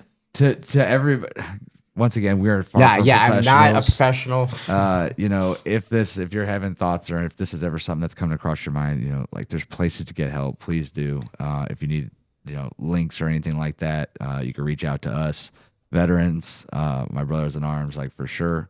We need to lower that 22 number. But it's crazy because in my eyes or the way that my mind works, like I'm like, bro, it would take so much courage to put a bullet in my head or to see. hang myself. Like that just seems like wow, like that doesn't seem like an easy way out. You know what I mean? And so when I hear of suicides, like, of course, like it saddens me, like, but I'm like, man, they had the power to overcome all those fears to do that deed, but like didn't have the power to be like, hey, instead of this, I'm gonna go try this, or I'm gonna go try this. Well, it's like So I said. congratulations to failing. Right, yeah, basically. Yeah, dude. I mean, it's not very every day that we congratulate somebody on failing, but dude, like, fortunately you did, and you're here that you can, you know, share that story. So, I didn't mean to cut you off, but No. yeah, please. But I mean, all three have failed, obviously, but it's one of those things that's why I went to like the harder drugs. At first, I was just smoking pot, doing X type of deal or whatever. Just being a keeping- degenerate, yeah, really. you know? Like, not like I mean, like minimal. Yeah, you like, know, you're like- not out there fucking robbing banks. You're not out Yeah, there you fucking know, stabbing people. Still You're just, sandwiches though. yeah, still. That was later on in the day, right? That happened like. But you're just after. fucking around, like, you know, like, I mean, all the suicide attempts were in my teens. wow. And everything. So like that's when I was smoking pot, really. And if you told me you got you messed up, I did it. Yeah. And then wait a minute, what was that I just snorted? Yeah. You know, like, oh, that was heroin? Oops. Yeah. You know, like I didn't care. Right. It got me fucked up. That's all I cared about. Yeah. But obviously all of them failed, and then I got locked up, had to get all those pills on me. I got released in 2010. And what happened was I just got sick and tired of it. Like, I forget to take medicine. Like, oh, I have to wake up at 7 o'clock to take this. No, I like to sleep. So I forgot to take them. And then I'll just forget to take the next one, too. And so I was like, dude, fuck this, whatever. And so I have a problem talking to, like, a group of people or a group of a friend of my issues. So what I did was I went to a counselor because of probation. Yeah. Wasn't free of choice at the moment. Yeah. But I started to like, all right, they're legally have to keep hush hush Yeah. what I say unless I'm hurting myself or plan on hurting myself or hurting somebody else. Right. Yep. So all my problems, I could tell them, Yeah. and they're not going to stab me in my back. Yeah. They're not going to use it against me. And so I kind of used that to help me by myself wise because I didn't trust nobody. Yeah. In the line of work of freaking drug addiction, Yeah. you really can't trust people. Sure. But I met some really good people though too. You would trust them with your kids, but you wouldn't trust them with your bag. Right. You know? yeah, that's how bad it was. That is 100% a t-shirt. Yes. Wow, I gotta write that down. Oh shit. But Trust them with your kids, but not your back. it was like that. All right, sorry. But yeah, it's good. But I had the same problem as Lester has with it too. It was like I don't want to express myself to people because I mean, look at what happened with Will Smith type of deal. You know, he was crying, showing mental problems, and everybody make fun of him for it. Well, that's worldwide. Yeah. Now you're just talking about a small town type in Ohio too. Like everybody knows each other's business. So it's like, no, I'm not telling you because you're going to tell that person. That person's going to tell that person. You go to the bar, you get drunk.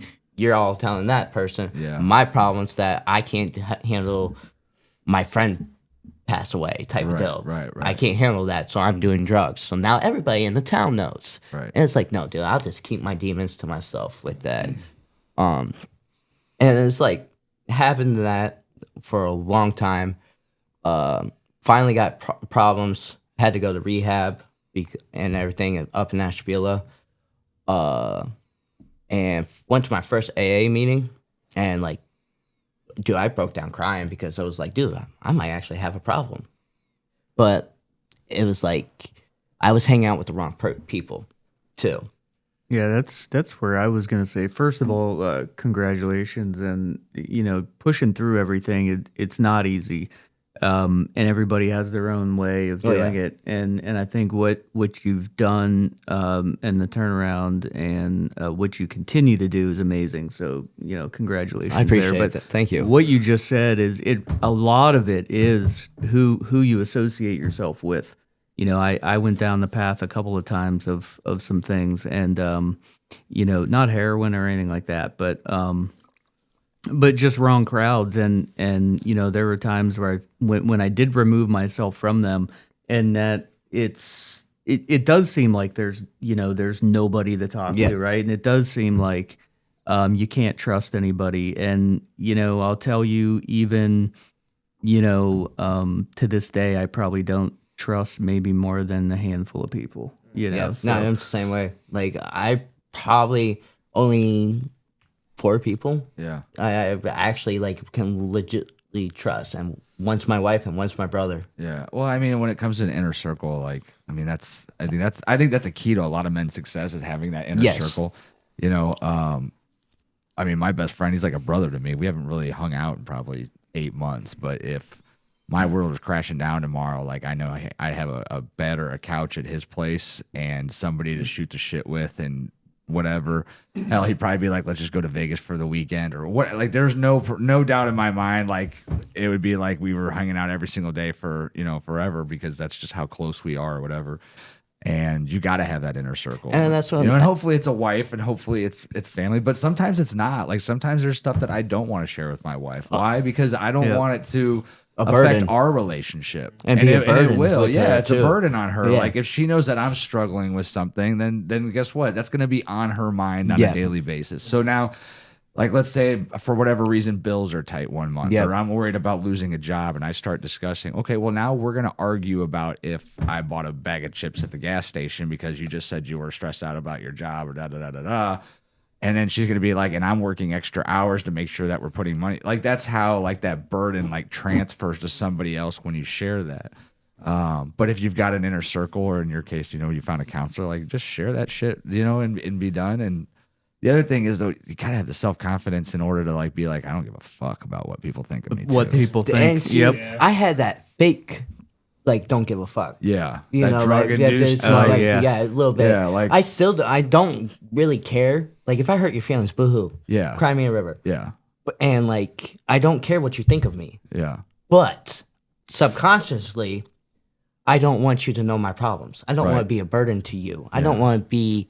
I don't want to be judged. judged. I don't want to be Be judged judged what's wrong with me or whatever. I know yeah. I'm fucked up. I don't want you to know I'm fucked up. It's like that type of thing. Like, let's avoid not knowing. So, do you... AA, I'm assuming, was part of probation as well? A little First bit. time? Yeah. And stuff. I mean, granted, mind you, I have been on probation probably 10 times my whole life. Yeah. Like, from 13 till...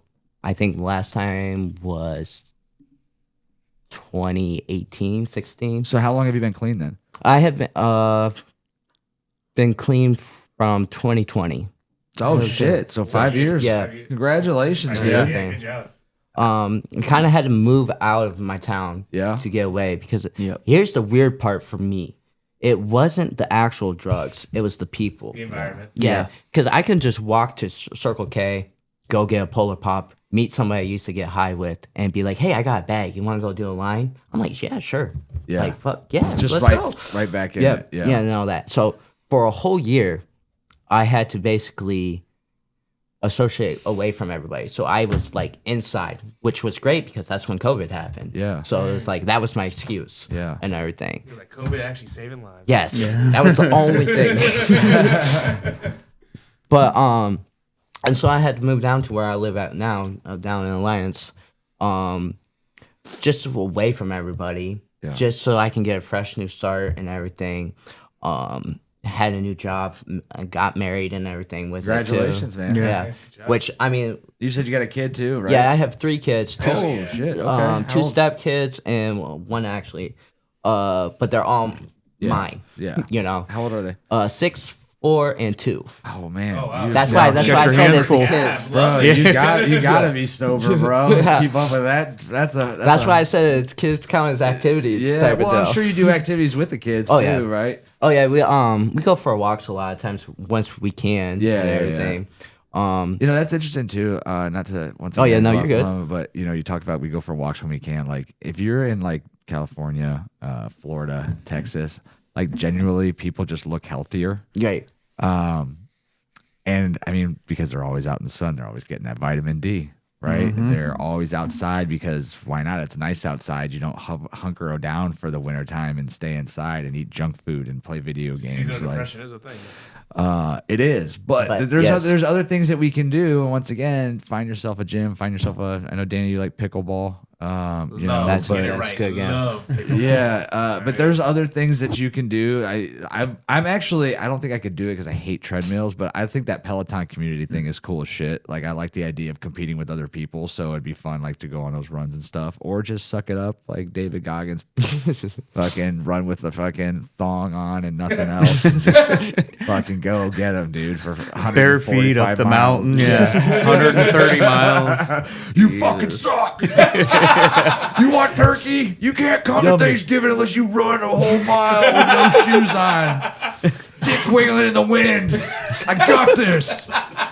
It's so funny when people do the like jokes with him, like is like me, like you know, when you're like, why is this guy? It's like David Goggins running. It's like then all of a sudden some fat guy comes into the picture. He's like, fucking hilarious. But I mean, there's obviously other things you could do to take up those hobbies, but that weather does, like that Northeast weather, fucking sucks. And then, I mean, this is one big reason why I was a big fan of the podcast too, is the fact like I didn't have that. Yeah. Like, yes, I had friends that I would go do shit with, but would we sit around and actually talk about serious matters? Not really, unless we got drunk or unless we were smoking weed type of deal. You know, like, dude, what is the problem with suicide? Yeah. You know, like, come on. Like, come on. She does say it's great, but suicide Does does it? But like, no one really wants to have this conversation. And I blame, actually, in my opinion, again, I'm not a professional or anything, but it's social media. Yeah. Social media now is an issue where men have to be at this standard. Yeah. If you're not at this standard, you're a bum. Yeah. And you could be like right there too. Yeah. And you're still a bum in many people's eyes.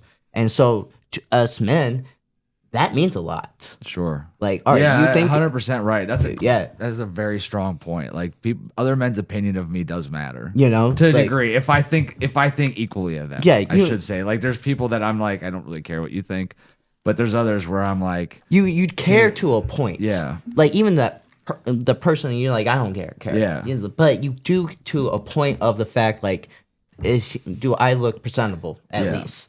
You know, and so like, the problem also is that we have an issue with expressing ourselves because of the fact everybody makes fun of us. sure. We use comedy to, Hide our Like, problems, yes. hide our feelings. and so then we don't express it ourselves because, all right, we're just gonna make a joke about it. Like, Yeah. it's a serious thing to me, Right. but Well, and that's the you're other making thing. a joke, try to help me, yes, but when are we going to actually get to a solution? Yeah. You know, that's the issue. And yeah, and that's and now the reason we started this was so guys could just get around a table and talk about whatever and Right. everything, right? In a place where like I don't care if TikTok bans us or doesn't allow us to post ads or whatever because whatever, like what are we doing? We're having conversations. We're not here to sell shit. We're not here to preach on some whatever. But you know, it's funny how you talk about that. Like today, I talked about going to the gym with Brandon Nagy, and it's like,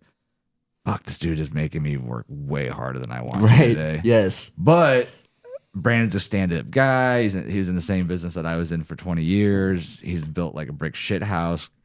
Like I want to impress him. Like this is another dude that like is on my level, but I also look up to it in a sense, even though he's younger than me. And it's like, well, I want to impress him, so I'm gonna have to fucking push myself today, right? And I think that's what a lot of men. You either do that or you don't shelter. have. You know what also I don't mean? have either. Or too. you don't have those people Yeah. around you. Yeah, I mean, there's a That a was. lot. I think that is my biggest problem. Like you saying, like doing stuff in the morning, like 3 things that a person do. Dude, I wake up, get dressed, smoke a cigarette, go to work. Yeah. You know, like 3 things.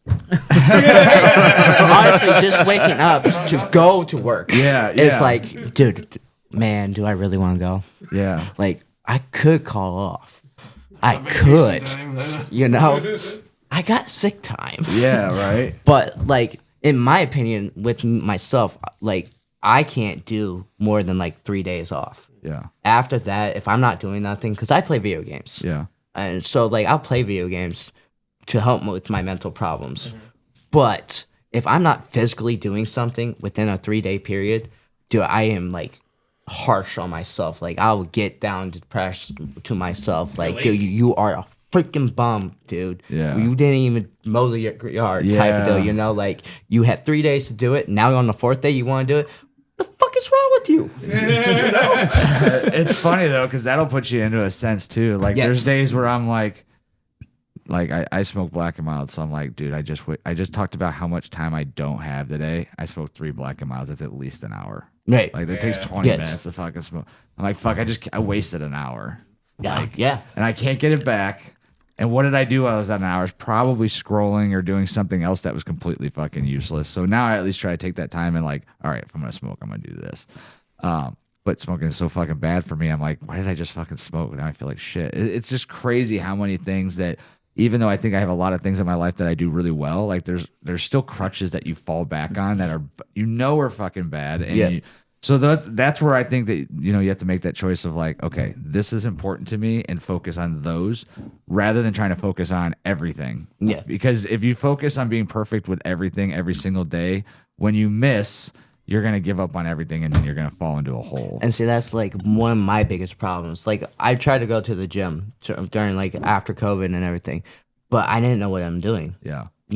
I had some boxing training and stuff, and so we were working on my speed because I mean, like, I looked like this even when I was a teenager and stuff. Aerodynamic. Like I'm not doing a one punch knockout, Right. but I'll dodge that like 100 times. Yeah. But Especially when you got that coke in you. yeah, You're like just shadow boxing yourself in a back alley. Yeah. Like, let's go.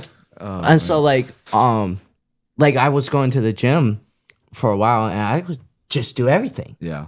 Like I didn't do backs. I didn't, like back day, Yeah. arm day, leg Just day. did everything. I did everything. Every day. And then like the next day, it was like, damn, I'm tired. Like I don't want to go to work. Yeah. And it's like, well, you got to. Like, all right, whatever, and stuff. Like, just do what you have to do. And so that's like one thing I feel like that helps me out because I'm not on any medication. Good for you. And so you were everything. on, what Hell did you say, yeah. 20 pills? 19 19 different pills to pills. 0. Yes. And you just took yourself right off them? Yes, I told them like I had Good. therapies telling me like I'm Good for you. I'm an addict, so like therapy's like saying, why don't you take these free drugs? Like you can take them. I was like, dude, because it's not the high I want. For Yeah. one, if I'm going to take pills, then give me some Xanax. It can make you rebound. Yeah, because of all the drugs they're giving you. Yeah, It makes it- you think about what you had. Yeah, before, just so, like, opening the bottle Yeah. itself was like a trigger to me. Yeah. Type of deal. Like, oh, good, sweet, I can crush her up and snort. Like, no, wait a minute, this is for antidepressant. Well, it's it's It does not. It does not when you do Adderall. it's interesting when you talk about that's a trigger to, like, it could be a trigger for anything. Like Yeah. just opening up the bottle. But the other aspect of it is you talked about how much you were a zombie when you were on all those Yes. meds. Yeah. Versus now. So I would almost venture to say if I'm like a zombie and I'm that meted out on all this other shit, like it's gonna be really hard for me to fight an urge or fight it when a guy's like, hey, you wanna go out back and fucking do a line with Yes. me? Because I'm fucking zombified. Like I'm just like, sure, man, whatever. Like that's how it's always Yes. been described to me when you're on like a bunch of pills that are for your mental stability and stuff. But like versus now you're like wide-eyed, cleared, fucking, thinking you're probably reacting a lot quicker, and you're like, no, it's a fucking bad idea. I got 3 kids in the house. Get the fuck away He's from full Yeah. against the kids would say that.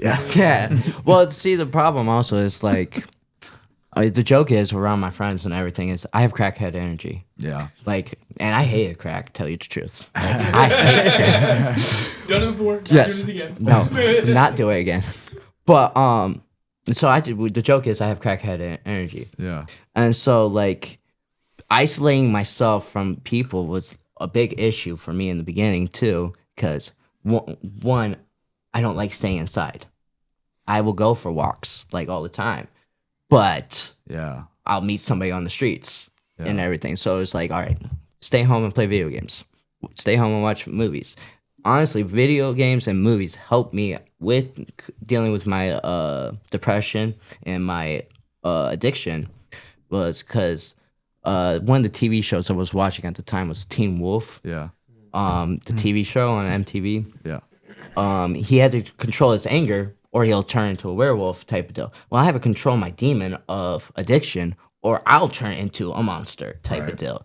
So I was using like a metaphorically Yeah, I way, get what like you're switching it. And that's what really helps me with it and stuff was the fact of using other people's problems and helping me out with it. And I understand it more like when I'm depressed. Well, okay, that means I'm too worried about my past, too thinking about situations like my friends I lost, situations where I could have done better. Like, why did I steal that car? Or why did I go to jail that day? Well, dude, it's already done. So don't think about it. Right. Let's Yep. do something and stuff. So let's go for a walk. I play sports a little, just like shooting basketball, football type of deal and everything. Like, let me be active. Yeah. That's why I can never be like a desk job type of thing. I would have to do like landscaping, carpeting. I did that too, construction, and roofing. But it helped with those problems because I can't change that past. So, and this is where like sobriety helped me too. If you can't change it, don't think about it. Yeah. You know, because you can't change it. Well, it's like control the controllables. Yes. You know, and that's always difficult for people to hear sometimes or even do. But Yeah. like, there's only certain things that you can actually control, like stuff that already happened. Like, I mean, I've had DUIs, I've had court issues and stuff like that, and it's like, I mean, if I just sit here and dwell on this, I could really dwell myself into a fucking hole if I really want to. Or, all right, fuck it, it already happened. Move on. What's next? Yeah. Like focus on something, anything. You know what I mean? So it's interesting to hear like how you got that. I imagine that was a tough period though, even though you were into a Teen Wolf and stuff like that. Hopefully they had like 8,000 episodes to stream. But like as you're coming off all that meds. Yep. And you're getting I'd imagine there's like a euphoria as you come out of all those drugs. You're not taking non-prescription drugs either. And then you're sitting in a house and you're just like, you've got to be like I just like picture like a cat with catnip in the house. Like you're just running up and down off the walls and bouncing all over like, yeah. Now, the only issue was when I was on the prescribed drugs. I switched them off, and then I got back on to doing like cocaine, heroin, meth, smoking weed, doing whatever pills I can find, drinking. Yes, I mean, yes, no, drinking. Yes. Oh, drinking. Yes. Yes. I was like, hold on, what's S? Yes. Is this some secret concoction? And it's like, I just picture him in like in a lab, like with a lab. But. And then, like, what really got me, I wanted to get sober because of probation. And I told myself, like, all right, after probation, I'll just go back on drugs. Like, give me a year clean. Let's see what this fence looks. Out of that whole year, it's like, yes, it was better, but I still deal with the same problems. It sucked, really, because I wasn't working on a program and everything. And the people I was hanging out with from the program, they were still getting high on the side type of deal. So, like, I was leaning towards that way. Like, I understood the program, but I didn't want to do it. Yeah, I get you. So, like, I was like, all right, I'm going to hang out with these guys. Like, we're smoking a cigarette. All of a sudden, it's like, oh, here's a joint. You know, like, oh, sweet. Fuck yeah, I haven't done this in a while. You know? And so then after a year sobriety, I was like, I'm just going to maintain it this time. Maintain addiction. Yeah. You know, didn't work out because once like my emotions got a little bit too crazy, like my depression, my anxiety with it. My girlfriend at the time cheated on me. So it was like all I wanted was drugs. I didn't care about anything else. And so I was hanging out probably for another 4 years. And then I was in and out of dope houses and everything. And everybody that would come back, they would be complaining like, oh, I don't have my kids or I don't have money. And I was like, well, here how you can help you get your kids. Like, I'm smart enough to tell you how to fuck the system over. Yeah. And next week you hear the same thing. Well, did you do anything? No. Like, man, fuck this. I'm not hearing the same story over and over again. Like, I'm going to be around other people. And so I just kind of quit. What really happened was I got in an argument at my mom. It was Black Friday. And my mom took me to Ashland because that's where she goes to shopping. She has family down there. And so I woke up and I didn't have any socks. So I yelled at my mom about that. Dude, that was 4 years ago or 5 years ago. Like, I'm 33, so I'm like 27, you know, Yeah. like, dude, why am I yelling at my mom about socks? Yeah. Like, Was dude, that that's- going over your mind as you yes. said it? You're like, Yeah, as soon as I said it out loud, because I don't think before I talk. yeah. Like, as soon as it comes in, my wife hates it. But, like, as soon as it comes, I say it. Yeah. And so I'm like, dude, why did I say that? Like, I haven't lived with my mom since I was, like, 16. Oh my gosh. That's So funny. why am I yelling about her giving me socks? Right. And it's like, you know what? No, never mind. I went to my drug dealer because he was where I was staying at the time. And he even told me, like, dude, you probably need to slow down. Like, that's when you know you're bad, when your drug dealers are telling you, like, hey, I like you. He's willing to lose the business. Right. Kudos He's to, all right, kudos to the drug drug dealer dealer. that was like, hey, just so you know, this is a little too much. Much. What a Like, good guy. Yeah. what, What I a mean, guy. maybe he's not a side business. Like, hey, go see this guy. Yeah, she's like, It's like and so- sending people to counselors. He's like, yeah, go get sober. Yeah. Find that dude. It's too much. I don't want your money. and that's what it was. That's why I say, like, I met some good people Yeah. in there. Like, they wanted what's best for me, but we just get high. Yeah. And so, like, they're facing their own problems and everything, and we just all have to do it.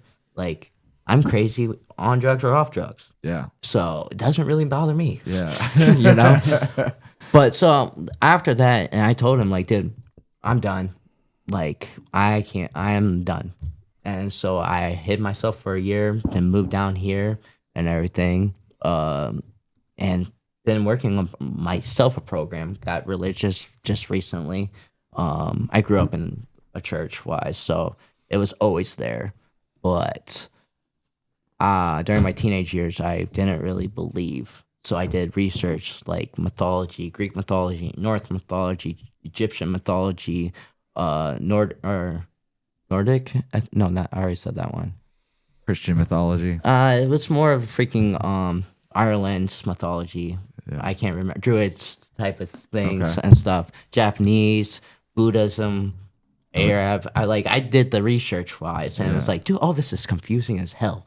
Well, it's, yeah. Because I mean, at the time, I'm 14 Yeah. doing this, Yeah. and I think Google just came out. Yeah. I mean, we were still using Yahoo at the time, you know. It seems so long ago. Right. Yahoo. Or You guys you remember got that? mail. Yeah. Yeah. You got mail. Ask Jeeves. Yes. And so, Jeeves was our initial to AI. Yes. We just didn't know it yet. We were being groomed to see what we would ask AI, and now here we are 20 years later. You don't even have to ask it. You just think it. Yeah. but one of the biggest things that I feel like the problem is with like mental health as itself is, and I hate to say it because it's your field, but the doctors and everything, they want to prescribe everything for you, and so they don't care about the side effects. Like, I don't know the statistics, but a majority of the people that were in like AA and NA that I go to, they started off the drug, or it wasn't a drug dealer, it was a doctor. Doctor said, "Here, take this, will make you feel better." Well, that's what also a drug dealer says. Yeah. Here, take this. This will numb the pain. Yeah, you're right though. You know? Like, oh, you're having a hard time Right. with this. Here, this is a little pick me up. This will make you feel better when you're feeling Right. shitty. So then you realize that you start doing that every day. Right. And so like it was real bad for perks with the people. And what's perks is basically a government form of heroin. Yeah. So like, all right, you can't get any perks anymore, so we switch over to heroin. Now because heroin's getting induced with fentanyl and all that stuff, ODs are happening a lot more and stuff. And so it's like, well, and then that's why. And then how do they cure it? Like they don't like make it easy for like, just to give you an example, like and even alcoholism as well. They don't make it easy for you to get help. There's not a lot of rehab facilities that'll just take you, especially if you don't have the right insurance or you don't have insurance at all. And most of them are booked. Like I mean, all the time booked. Or they're stupidly expensive. Right, exactly. You know, yeah, like- that's what I said. If you don't have insurance, especially, like it's just not even feasible. Even if you do have insurance, you have to convince your job to let you take time off. Then you got to share that problem with them. Like, or if you're broke. everything about recovery is so difficult. But then when you talk about heroin, what's their answer to heroin? It's Suboxone. Yes. Right? And the benefit of Suboxone is, at least you won't OD. But they're putting you on a drug that they say is almost harder to get off of than heroin. Yeah. And you know where Suboxone even started from? It was alcohol. It was to help you so they would stop you from drinking back in like I think the 70s. I think that's when it started, or the 60s. They use that type of thing. And now all you have is a bunch of ex-heroin addicts that are hooked on Suboxone and are spending thousands of dollars in order to get it because it's not covered by insurance, I don't believe. Maybe some, but I know for, like, you have to go to cash offices basically, and it's $200 a week, whatever, $250 a week. Like, I mean, if you think about the average heroin addict and where their life is at, like what, $40,000, $50,000, $60,000 a year income, renting a house, all these different things. Like, now you're asking them to spend, $12,000 a year to get something to keep them from dying from heroin, rather than actually helping them get off heroin. Yeah. Right. Because God forbid should we actually do that and then keep them off. And that really happens with a lot of the stuff that we put them in. It's like, you have a drinking problem, not because, you started drinking and you don't know how to stop, and here's how we can, get to that. It's more so you have a drinking problem because you're depressed. And if you're depressed, I think it's because of this. And here's a pill to help you with this. Yes. Let me know how you feel the next time I see you in a month or in 2 weeks. In 2 weeks, you're like, I don't know. I mean, when I drink and I eat this pill at the same time, I feel pretty good. And they're like, wait, what? You're supposed to not be drinking. Be like, oh, you didn't tell me that. Well, try this pill to help you from this and this. And it's like, it's just crazy. Like, before you know it, you're on so many pills. And we talked about it earlier, right? Like when somebody gets a blood test or something like that, and they're like, oh, all your levels look good. Okay, well, how many pills are you taking to get your levels to look like that? That's that true, are too. just masking the whole issue in the get-go, or from the get-go. And see, another issue also, like with the whole pills, like let's say, all right, you're depressed. Now, there are people that need to have medicine for it and everything. But you're depressed because, like I said, you're thinking of the past, really.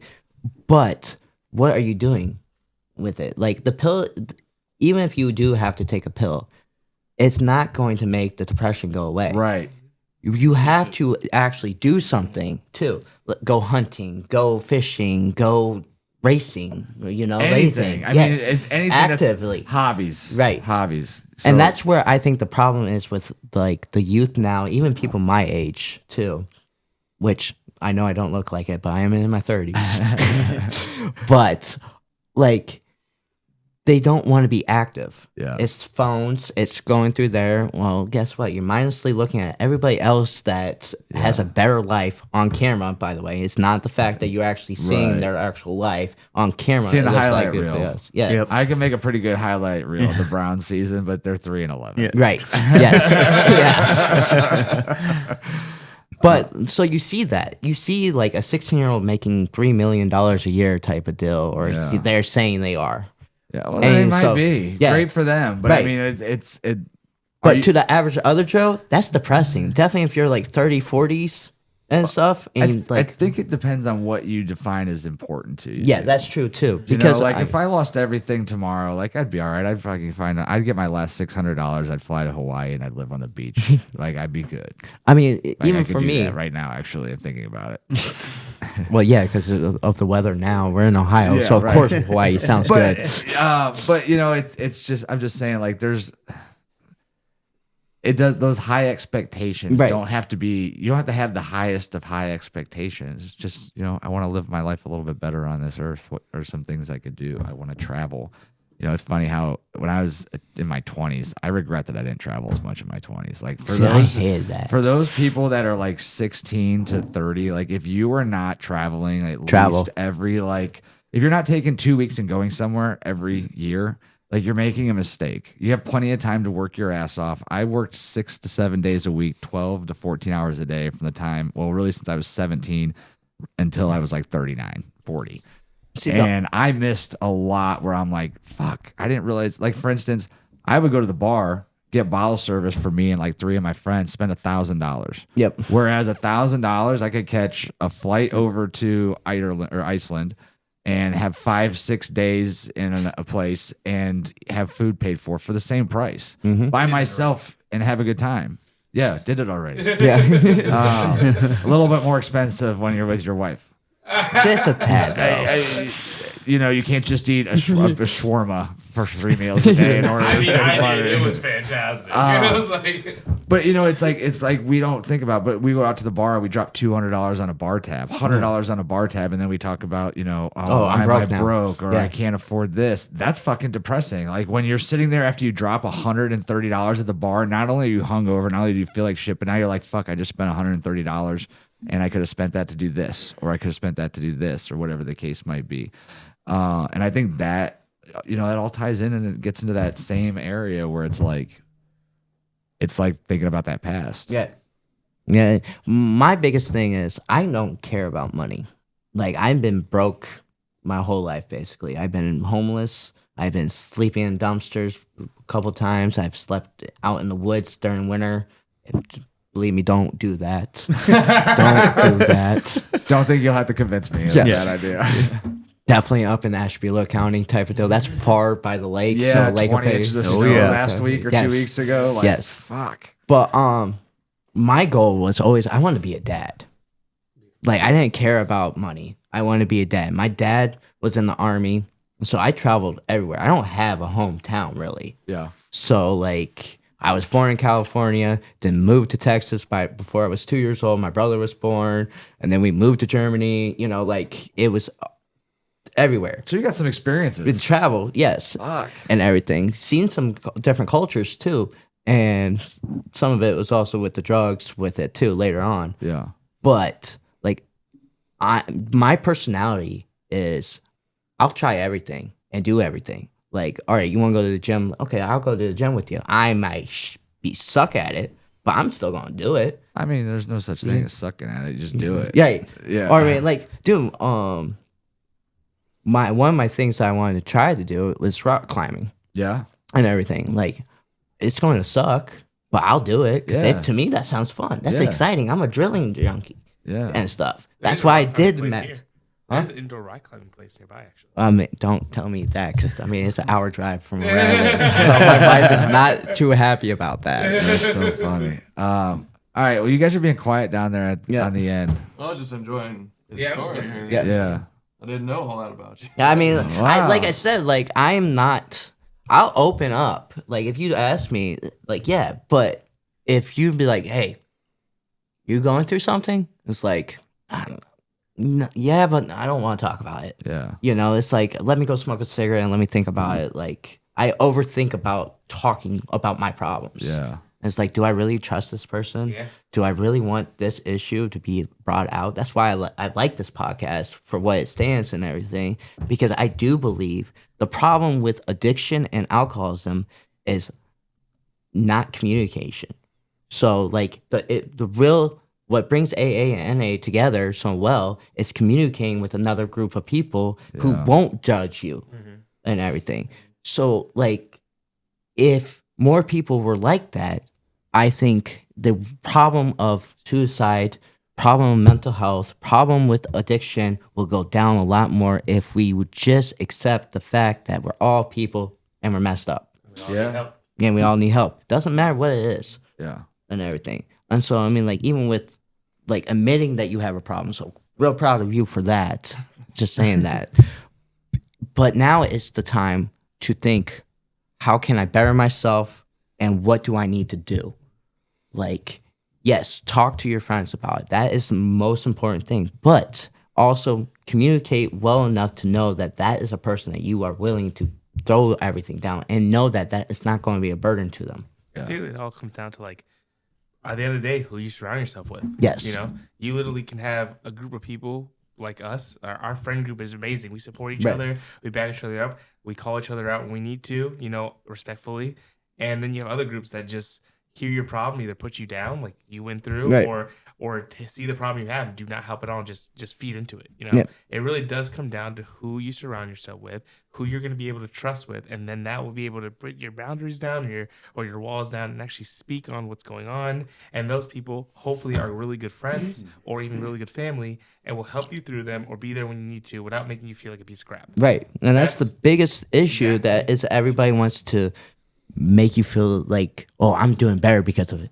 At least I'm not on drugs like he is. Yeah. You know, like, or, oh, at least I'm doing better because I bring 50K home and he's only bringing 22K a year. You know, like, that's always the problem that I see with it.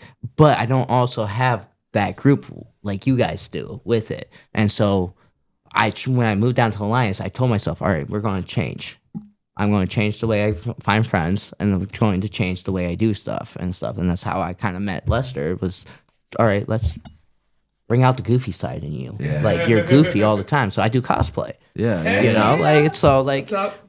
Let's go. and so like, I'm like, all right, cool, let's do it. I will die. And guess what? All right. I'm the best looking nerd that you know. So I just learned about his cosplay. When's the last time you guys did cosplay? Friday. wasn't it? Yeah, Friday. Oh shit, you guys Friday just Christmas did it. party. Yeah, we had a Christmas party. Yeah, Yeah. A cosplay Christmas party. Yep. So wait, do you guys work together? No. No. So this is like we get all right. All the cosplay members that join throughout the year, we all get together and have a Christmas party. Yeah, well, that's Do you guys how have a it white seemed like. elephant party where you guys all get each other like? Swords. Yeah. Everyone gets a Oh sword. my god, I got a sword too. I'm gonna I think that would be a little bit more of the course of LARPing. Cosplay and LARPing are not the same. No, actually, no. So is cosplay you just dress up for fun and walk But a around? little bit LARPing like is like literally live role play. Yeah, that's where you're like hitting each other. Legit, yeah. Where cosplay, you're just walking around in your favorite outfit and your favorite character, or even mashes of characters. too. So the only difference is if you're hitting each other or not. I guess so. Actually, I yeah. like to. I want to do a cosplay episode of Guys Night. I'll come in as There. Spider Thought we Man. did that. We did. that was- we that did was- a That's Halloween. Halloween. That was Halloween. That doesn't count. Oh. It was trick or treat or dress up.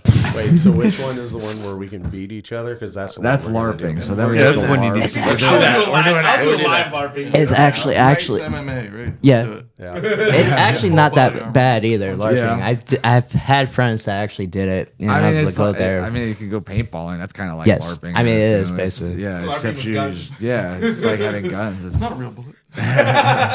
Why am I have red right here? Oh, that's the paint. Wrong bullet. Sorry. so, and obviously, you know, friend groups are important. People that you surround yourself is important. And I had a feeling that, you know, Lester and I have had multiple talks about, you know, what he's battling with on a constant basis, and it's difficult as being somebody he's shared that information with, yet he's taken zero advice. Yeah. Because I see him continuously struggle and I want the best for him. But at one point and another, it's like, dude, you got to look yourself in the mirror and be like, I'm not happy with who I am. I got to change one thing today. And Like, that's just and you got to hold yourself accountable to that one fucking change. I don't care if you put a post-it note in your truck, you put a post-it note in your mirror, you put a post-it note on your fucking underwear drawer. Like, I put them bitches everywhere to make sure I can accomplish that one thing. And then once you do one thing, it's so much easier to add another one 3 weeks later. And then it's another one a month later. And before you know it, you focus so much on the habits that you're trying to do every day that you forget about the shit that's bringing you down. Yep. Because there's certain things that you'll never be able to change. So if you're constantly focusing on them, you know, like, oh, if I got in trouble for this, so I can't ever, that's always there. Well, if it's always there, just admit that it's always there. And guess what? It's always there. Right. Fuck it. Yep. You know what it is? Nothing you can do to change It it. is what it is. You know what you can do? You can change your perception of you moving forward. What can I do? I can start doing this. I can start doing this. I can start doing this. You know, when it comes to people that drink, and I've got other friends that, you know, drank on a consistent basis. And fortunately, like, a DUI didn't result in somebody getting hurt or whatever the case might be. But it's like every day that you're drinking to the point where it is something you're doing all the time, like, it's going to eventually affect somebody in a really bad way. You're going to run somebody off the road. You're going to, God forbid, kill somebody in a car accident. You're going to kill yourself. You're going to beat your wife. Like, whatever there's never, eventually a negative outcome is not going to get I was lucky Yeah. result. So I've drove home 100,000 times and I've never gotten a DUI until It only you takes did. one time. Until you It did. only takes one time. And now, and it's funny because everybody talks about like, you understand my life's so difficult or da da da da da. Then they get a DUI, and I'm like, well, now you thought your life was difficult 2 weeks ago? At least you could fucking drive to McDonald's and get a fucking Big Mac at lunch. Now you can't gotta go to Canada. Yeah, sure, yeah. Fuck you, Canada. I am still not able to go. I don't think. Blame DUI Canada. like 15 years ago, and I'm still stuck in not being able to cross the border because Just Canada. tell them you're sorry, boot that. Yeah. Won't do it again. Sorry, mate. But yeah, I mean, that's like, God, the results. I mean, we'll think about you. Like, Yeah. I just stole a sandwich. No big deal. Fuck it. I'll steal another one, or I'll do drugs. Like, eventually, you're on probation for so long, and then like, That's another thing too. do you like, think like that's not fun? Like, I gotta check in. I can't do this. I can't do that. I can't travel. I gotta let them know. Like, dude, I've been 18 for plenty of years now, and I'm not asking anybody to do shit. But you get treated like that 10-year-old again when you get in trouble, and just it's the like fines. and the money, The yes, fines. Like, I got and the sick and lost tired. work and Yes. the freaking, I've got buddies with DUIs that had to blow into their fucking truck Yep. to start it. Yep. That shit costs like $500-$600 a Yep. month. The one dude's like, I haven't fucking had it taken off because it costs so much to take it off that it's easier to pay monthly. And I'm like, dude, are you listening to yourself no, right now? Yes, I totally take it off. But like, it's like that all these different things cost so much more money and so much more struggle. Now you're like, I don't work enough because I can't afford my fines. And now every dollar I make is got to go to fines. Now I can't drive to see my friends. Now I'm stuck in my house every single day by myself because I can't drive anywhere. I can't go to the gym because I can't drive. Like, all these different things that come up over time because you chose to, not take action. Right. And I think that's, a big issue with men's mental health is just guys just push off the action until it's too late. And also, I think, And there's a time when it's okay. Like if Yeah. somebody's saying this needs to change about you and you're like, fuck it, I'm never going to change. This is who I am. This is what I'm going to do. As long as you're confident in that, whatever it is, like that's your choice and you're 100% behind it. Great. Don't fucking whine to me about the consequences. Like if That's it's a the bad thing. thing, if you're losing friends over it and you're okay with that, whatever the case might be, like fine, but don't whine about it later. and that's the biggest thing. Like, that's the one reason I got out of the drugs was, all right, you want to do drugs. Well, guess what?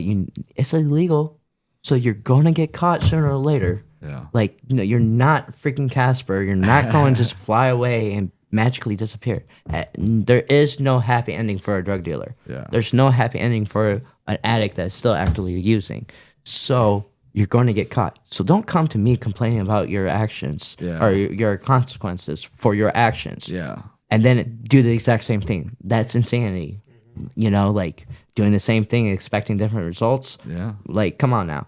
And one of the biggest things also was like with my depression, like, dude, I couldn't even look at myself in the mirror for less than 10 seconds without wanting to punch it and everything. Like, I broke so many mirrors because I could not even look at myself in the mirror type of deal. Yeah. So, like, I did was put, like, Post-it sticks right next to the wall and stuff, say, you matter. And for a year, that actually helped me out with it. Like, all right, maybe I do matter. Well, I mean, everybody's life does, Yeah. right? You're somebody's person that you haven't found yet. You're somebody's employee You're somebody's son. or boss or son. Like, yeah. Daughter or son, daughter, or whatever. Right. You've got a daughter, you've got a son, or you've got grandkids or grandparents. Like all that stuff matters. And you're right. What your opinion of yourself is more important than what public perception should be. Yep. Yeah, everybody has their own way of, I guess, dealing with it or handling it or things that they do. Their, how I start my day or what you do for your day, and you really have to kind of find out, what that thing is for you, Right. and following like it's okay to get, some ideas from people, but it really is what works for you individually. And just doing it no matter what these other people, maybe they're your friends, not your friends, whatever, family, no matter what they think about it, no matter what, if it works for you, that's the thing, that's the thing to follow, Right. Like you said, the Post-it note, as dumb as that might sound, somebody else may say, I don't need a Post-it note that says that you matter, but for you, it resonated with you, you know, and I think it's really just finding that and really who you are, and how you're going to deal with it to deal with the other things, you know, going on in your life. Well, it's like when you said, I don't like myself when I drink. Right? Yep. Like that resonated with you. Right. Whereas I woke up and said, I do not like the way I feel the day after I drink, and then I drink again. Yep. You know what I mean? Sometimes it just takes just a little realization. Yeah. And but the other thing I do is not get like, behind the wheel of a car ever anymore. Those days are long over. Like you make that mistake once and it's enough. I mean, I was in a car accident with a drunk driver when I was 13, and so like, and that was in Cleveland. And after that, I was like, dude, nope, I'm not drinking and driving. I wasn't driving; it was the other dude. Yeah. But it was like me seeing that, it was like, nope, I'm not doing it. But Did you do it? 5 years. Well, I no. To this day, I do not drink and drive. But I would go get high and drive. Yeah. Like, what's the that's difference? fucking Like, so that's much a better. substitute. Yeah. Yeah. Oh, no. drugs better when I'm Oh, stoned. see, I could do it. Yeah. Like, I could catch a ball coming through. So, like, when I'm high, so I could drive. You know, Yeah. like when you're drunk, you're just like, yeah, you know. So funny. But I think also with like, you have to find your own routine. What is your personality with it type of deal? Like going to the gym might be good for you, but for the fat guy that's sleeping on his couch, More type important. of thing, you More know, important oh, for it's him. more important, yes. But just walking to the Yeah. store instead of going in the car might be Well, better you got for to you. start somewhere, You know? right? I mean, Yeah. every habit, every good thing has to start somewhere. Like, I know the first day I jumped in a cold shower, I was like, I think I made it like 10 seconds. I was like, fuck this. I feel wide awake. I'm good. You Yep. know? And then it's like, well, I can make it 30. This ain't that bad. And then now it's like a minute and I'm feeling fine. I don't even have to get out. You know what I mean? So every habit starts somewhere. Especially if you're passionate about it, it's a lot easier to do. So, and the more hobbies, the better. Like mention, my wife's always like, you have so many hobbies. I'm like, it keeps me from strangling you. No, but seriously, I enjoyed, like, I want to be able to do all kinds of stuff, right? Like, why should we limit ourselves to, if something looks fun, like, why shouldn't we be able to try it? Right. You know?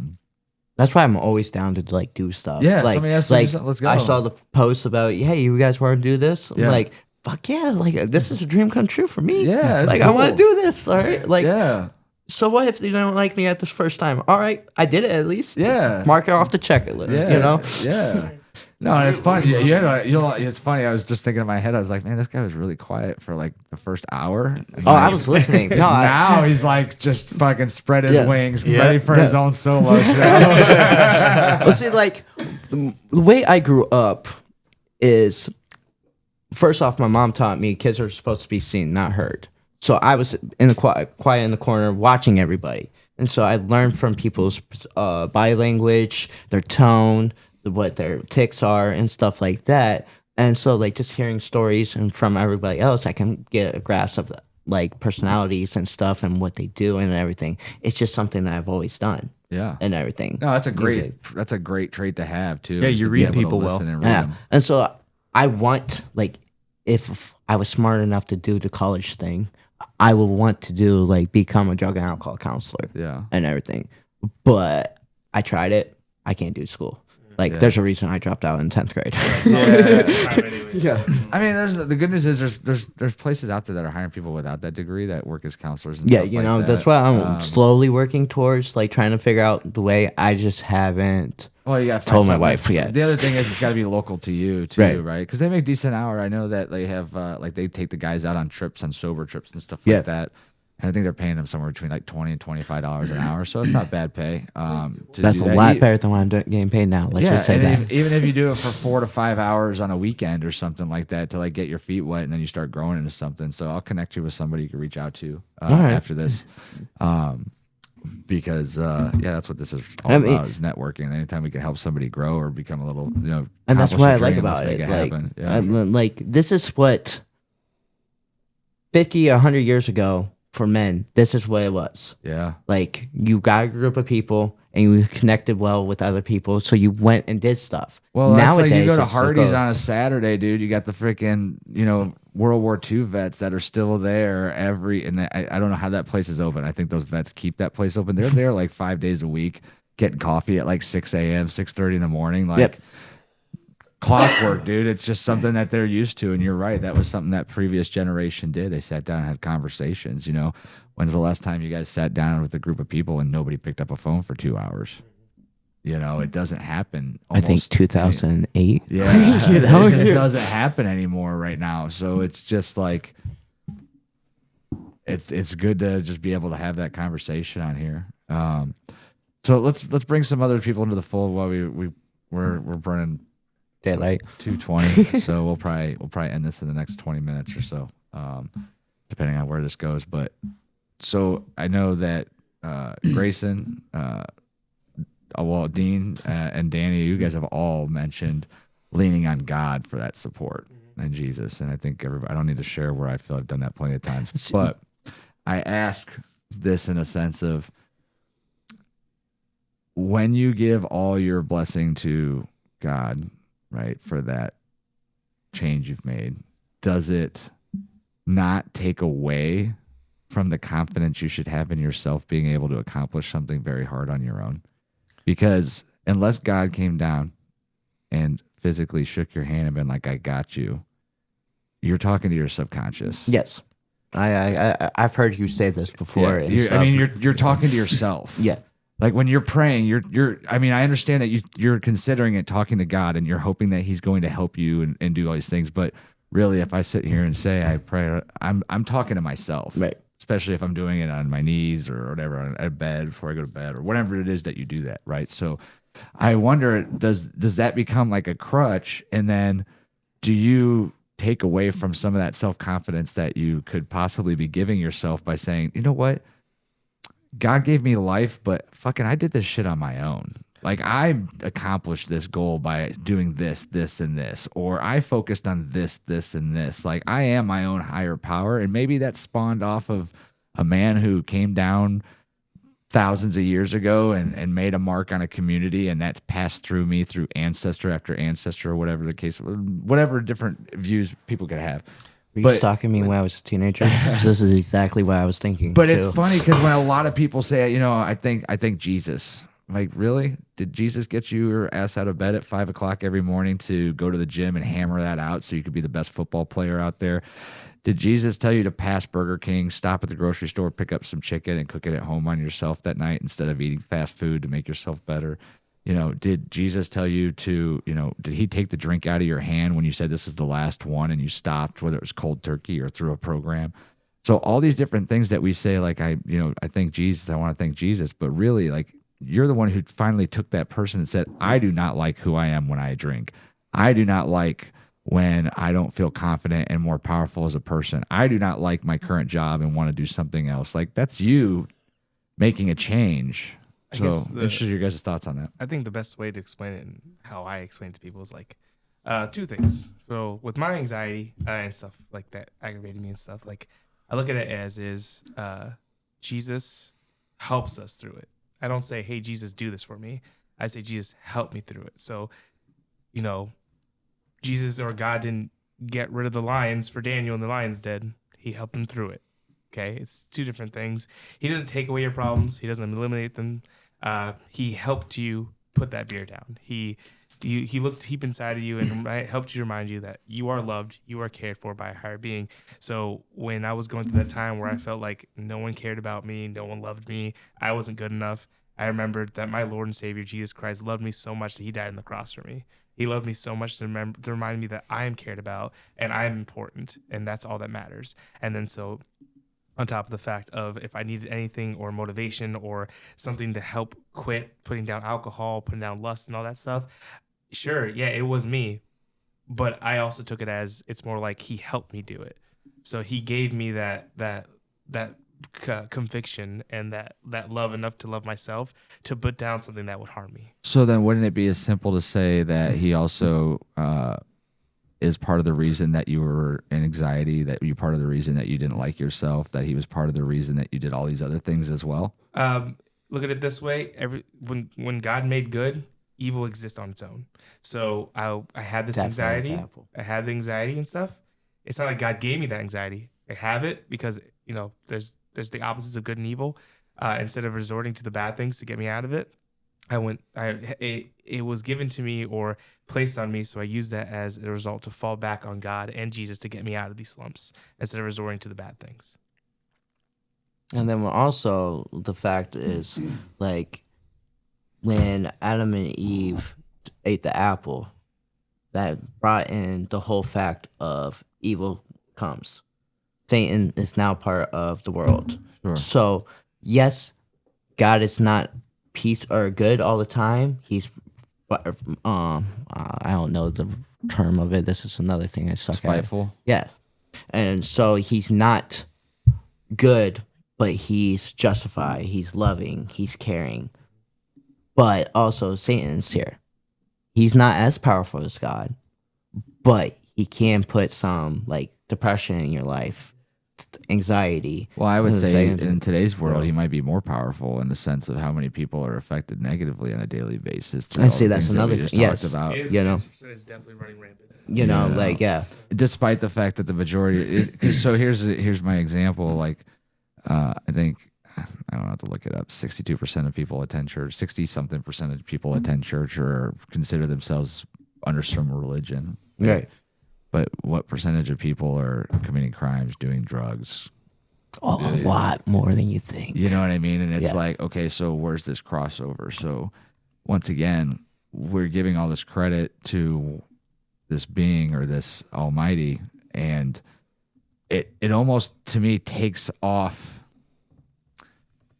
like we're saying, oh, it's Satan's the reason that I did bad. Oh no, it was God's the reason 100% me. I I did know it. that. Wow. It's all free will. But yeah, it's, you that's know- where I'm going with it. but but free will is okay. Free will is one thing, right? But once again, you're not giving yourself the credit for the free will to do what's No, right. that's usually what it is. Like, you know, God knows that when you make somebody, he knows their full path of what they're choosing. And even though he knows he makes somebody that's probably going to be a Satanist, he still loved that person enough to make them, right? But they are making the decision on themselves to leave God. He didn't make that decision for them, but he loves them so much that he's still going to create them because they're going to make their own choices of free will to make that decision on their own. He's not going to force anyone to do anything. If people say, why doesn't God just show himself right now? Well, one, he did that already. But let's be real. If God came down or made every single person in the world believe in God, that's not free will.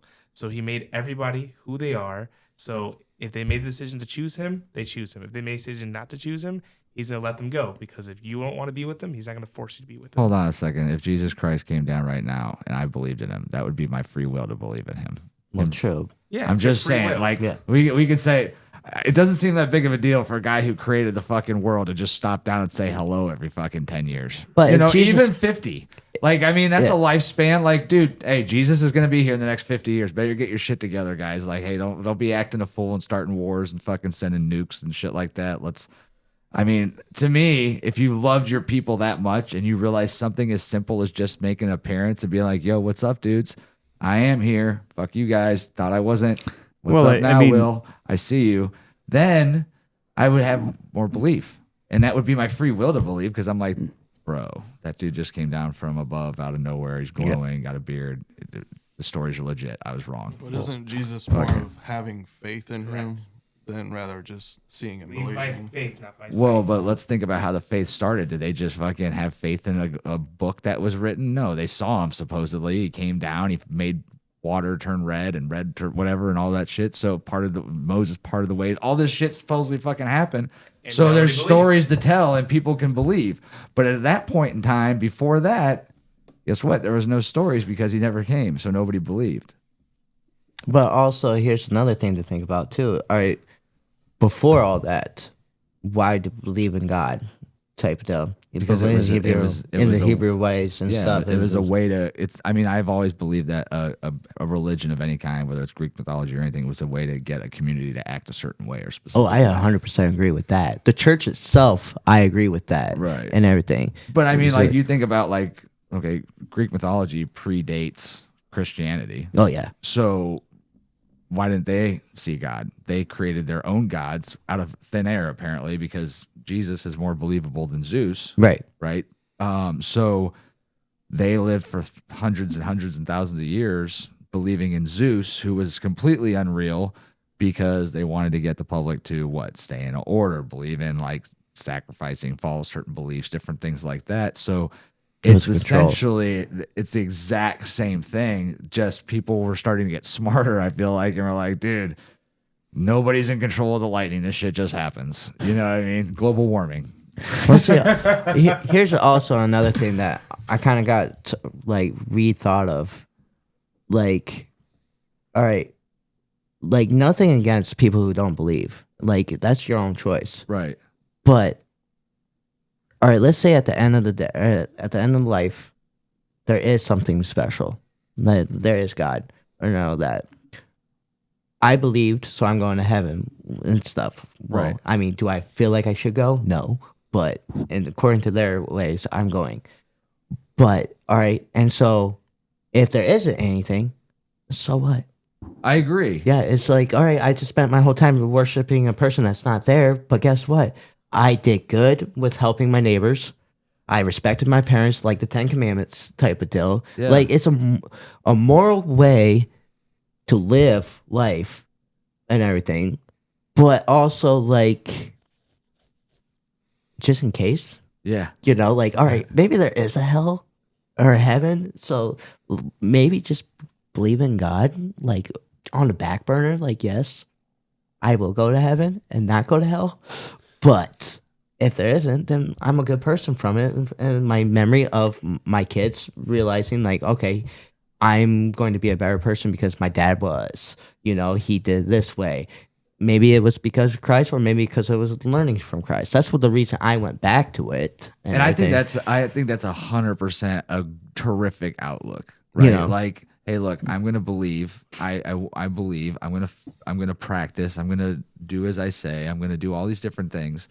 I'm gonna be a good neighbor. I'm not gonna cheat. I'm not gonna kill. I'm not gonna do these things. And if the reward for that, the Bible tells me, is I'm gonna go to heaven, I'm gonna believe.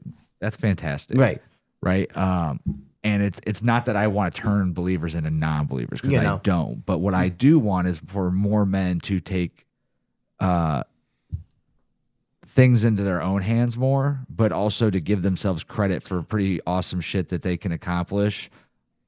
And that I feel like that to some degree takes. And I also very much despise the fact that people feel that like there's a better than you type feeling that a lot of those churches create. Yes. That very much turns me away from that and makes me want to argue it even more. That's just a lot. Yeah, I'm but- the same boat on you on that. I don't Yeah, like yeah. when churches think they're better I than you. see. Yeah, so I'm the but I'm same. interested. Sorry, I cut you off. You were going to start to say something, Grayson. What were your thoughts on that?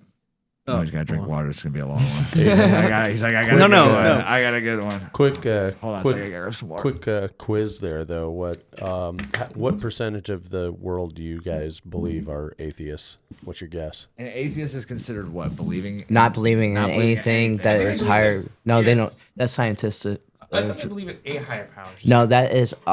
It's fuck. It was in an AA book, big book. It has another word for it. It's not atheist. Atheist believes that there is nothing besides us. Oh, okay. I thought And they then, like- believed in a higher God, just not. I don't. I think. Actually, I think you just said it. Agnostic. Yeah. Oh, that's what that's you guys said. Agnostics Oh. believing in nothing, right? No, agnostics believe that there is a higher power, but it's not God. It could be Buddha. It could be something else. A person who disbelieves or lacks belief in the existence of God or gods. It's an atheist, right? That's the definition of an atheist. Yeah. Yeah. What percentage of the world do you think is atheists? 8%. 20%. I was going to say 17. There's no prize. Just Yeah. you can just throw out a What is it? number. Wait, we're talking about the world, like Entire world. world, I would Entire say world. Yeah. I would- 26%. Okay, Grayson. Yeah, 10%. Okay, so we'll get the answer in just a second. But what percentage of the what percentage? Wait, of hold the on a world- second. Hold on a second. If there's anybody that's actually watching this, even after the fact, I guess they're gonna know the answer here coming up. But I'd be interested to type in the comments like what percentage you guess is atheist. Like, You so- can tag the moment that you watch this in your comments. Yes, timestamp it. I saw that, so I know it's true.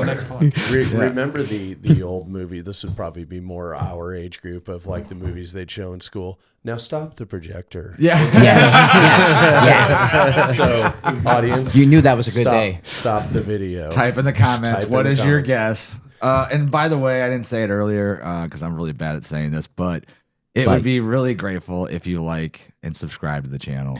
Even if you don't subscribe, just hitting a like button because you clicked this far into it or got this far in it would be awesome. And I We'd know really a couple of my appreciate friends it. are going to be watching this.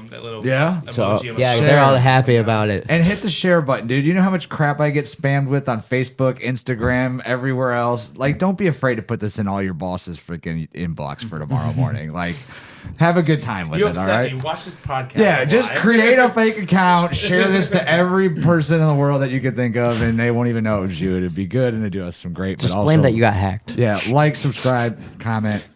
What percentage you think is atheist? I'm interested to see if we actually get responses on that. But go ahead. So before we get to the answer, what percentage of the world do you feel is religious? I want to go like closer to 65%. Well, if I think 8% are atheists, Right, I was then about to say, would assume that everybody else is religious in some sort, or am I just saying believe in a higher power? Religious or spiritual, though? Because there's two different things. Like, Religious, I'd say probably like 62%. Well, keep in mind because there's a percentage of people that are agnostic, like myself, for instance. Yeah, so yeah, there's a third variable in there, right? Yeah, I'd probably say it's like 62%. Okay. Yeah, probably around 68. All right. Be different. So, atheist, it's 7%. So good choice, though. Good job. pretty Fucking damn A. close.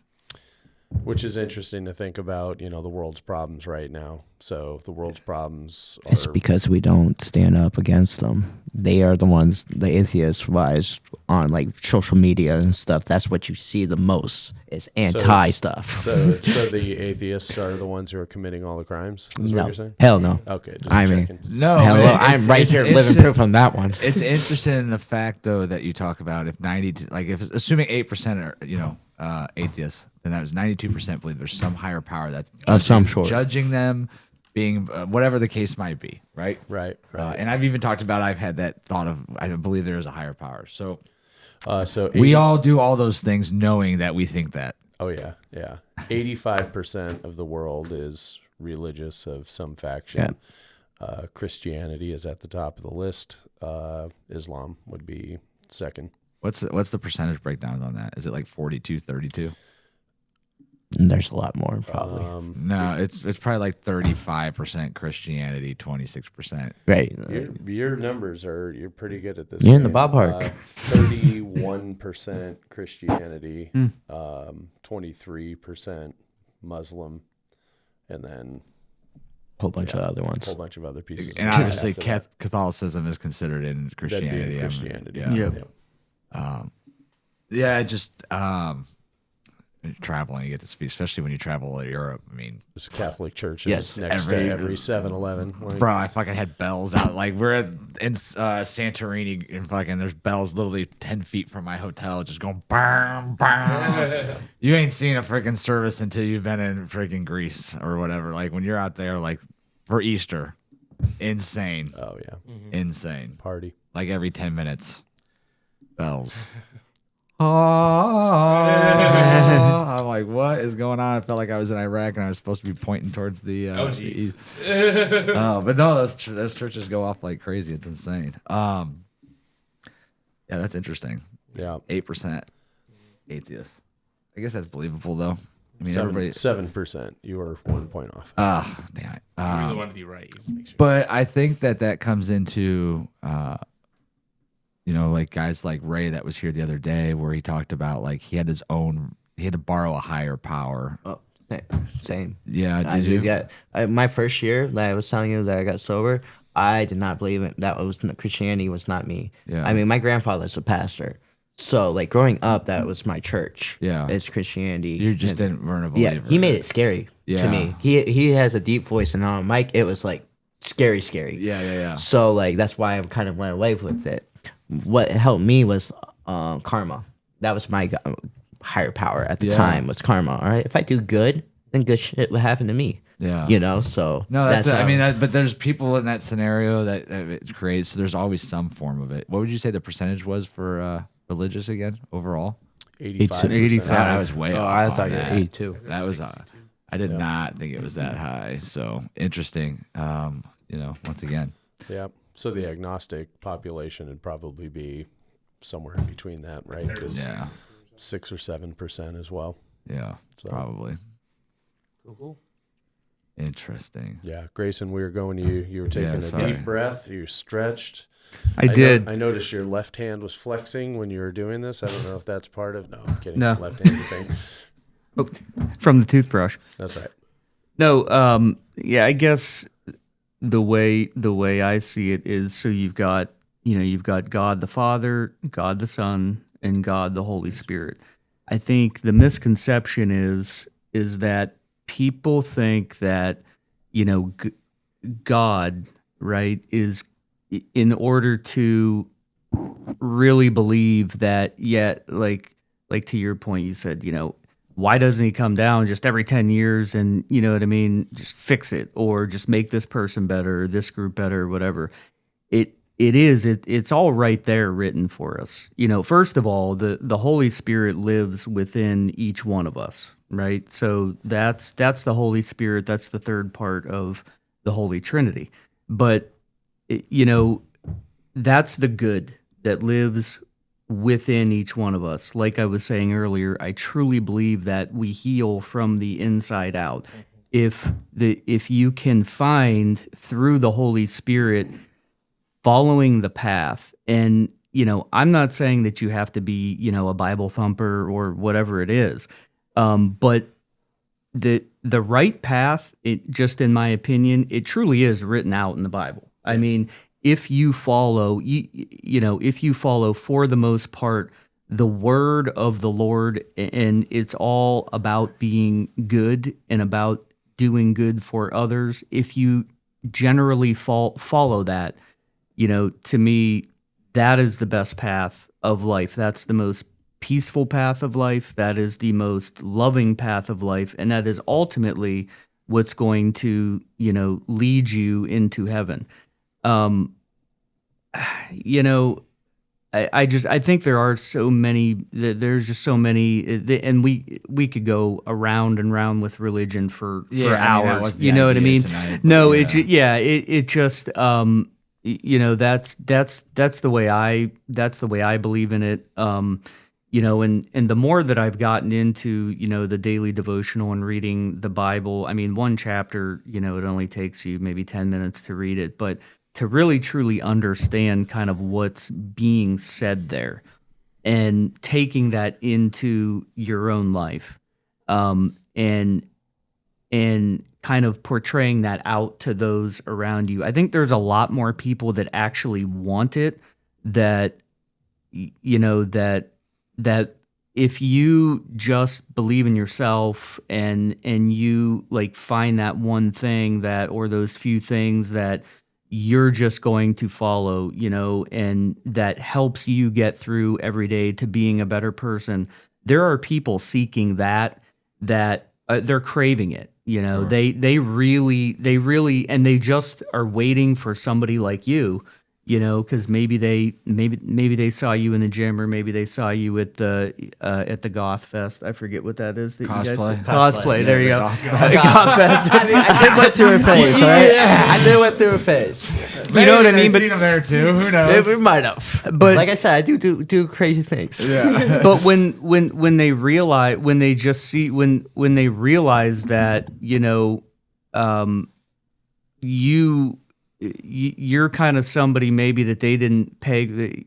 I don't even know what I'm trying to say. Like they're searching for somebody or like you that is doing Doing the same thing they're doing, but at the same time helping them find God in their own way. Well, not even find You God, know, just finding a better way. just not find- yet. better. Well, just to be better, Yeah. just to be better Right. people. Like they're looking for guidance. And it really is it really is about free will. It is we have choice, and everything that I have done that has ended up in a negative situation or a bad situation has been my choice, and it's undeniable.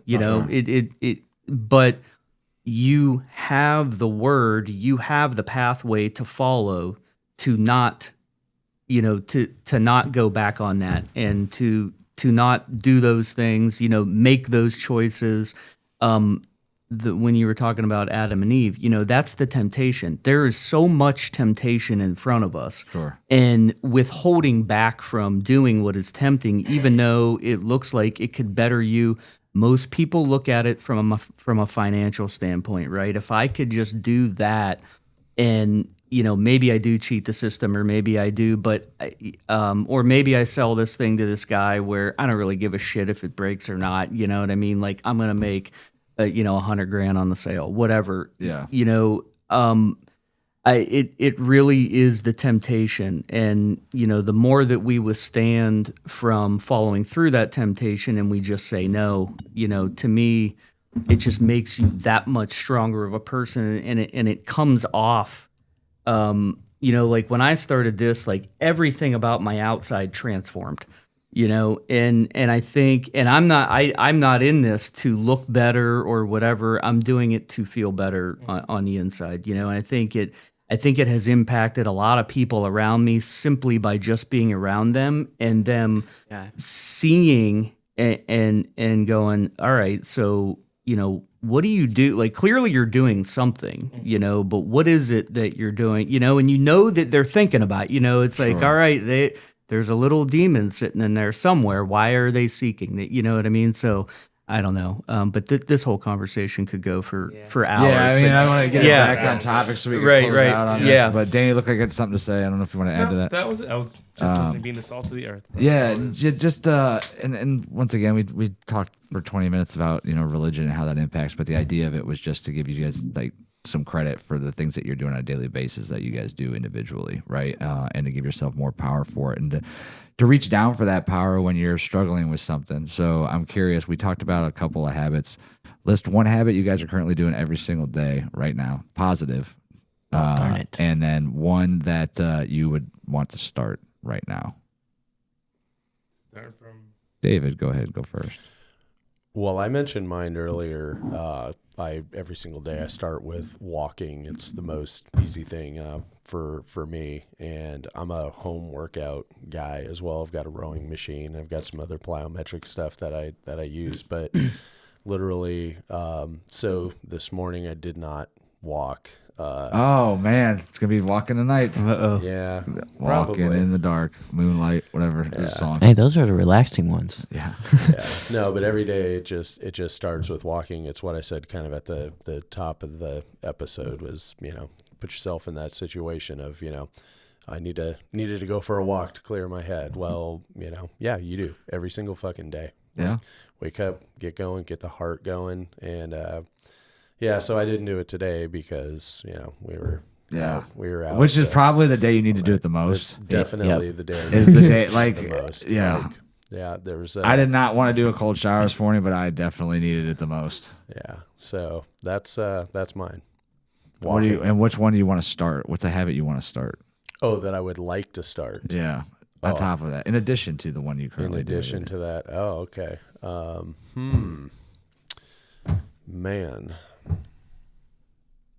Yeah, I'd have to give that some thought. All right, give it some thought. Danny, you're up next. I guess for me, something that I do every day is I worship every day. Like when I drive when I'm in the car every morning, I listen to worship music and give God some praise. Yeah. Something I would like to start more, which I've already put in my calendar to start working on more, is hitting the gym at least 3 times a week. 3 times. At least right now. Fucking easy. I'm very active though. Yeah. All you gotta do is go. All you gotta do is go. Just show up. Listen. You understand. I also play volleyball and pickleball all the time. Yeah. So I'm trying to save some time to go to the gym. What do you mean? Get up and go before you go to work. I play pickleball in the morning. All right, play after you get so off I'm trying work. to do Then. on times I get out of work when I'm free. No excuses. But I'm planning it. I don't have an excuse. I'm making one right now. All right. 3 times a week. I want to text every time that you do for the next. I'm gonna start following you on Instagram. And pictures. Then. And I I want want to see you on pictures, too. Instagram. Oh, jeez. Okay. Yeah, I want a fucking selfie every time you're in the gym. Deal. Gotcha. Yeah, mirror selfies. All right, Lester, what you got? What's the one positive habit you do every single day? I wake up. Okay. Amen. Hey, amen. Amen to that for sure. And something I want to do is keep waking up. But something I really want to get into is probably more better in my mental and physical health. Yeah. So what's one thing you're gonna start tomorrow? Tomorrow. One thing you could start tomorrow. Try not to think of negative thoughts. That's a fucking terrible habit. What's something you can't? Thanks, But Will. I mean it in the sense like this. If you're saying I'm going to try not to do something, that You means gotta you're going to do be it. thinking about doing it all fucking That's day. how the brain works. Do not try. No, the Do brain it. works to sidetrack it and keep it off of negative thoughts by focusing on one positive fucking thing you're going to do every day. So what's one positive thing you're going to do tomorrow? Oh, you're really forcing me to do this, aren't you? I Yes. am. You can think about You're it. on We the come back spotlight. to you, but I guess it would be. it doesn't have to be the hardest thing. I'll go to the gym too. Fuck it. No. That's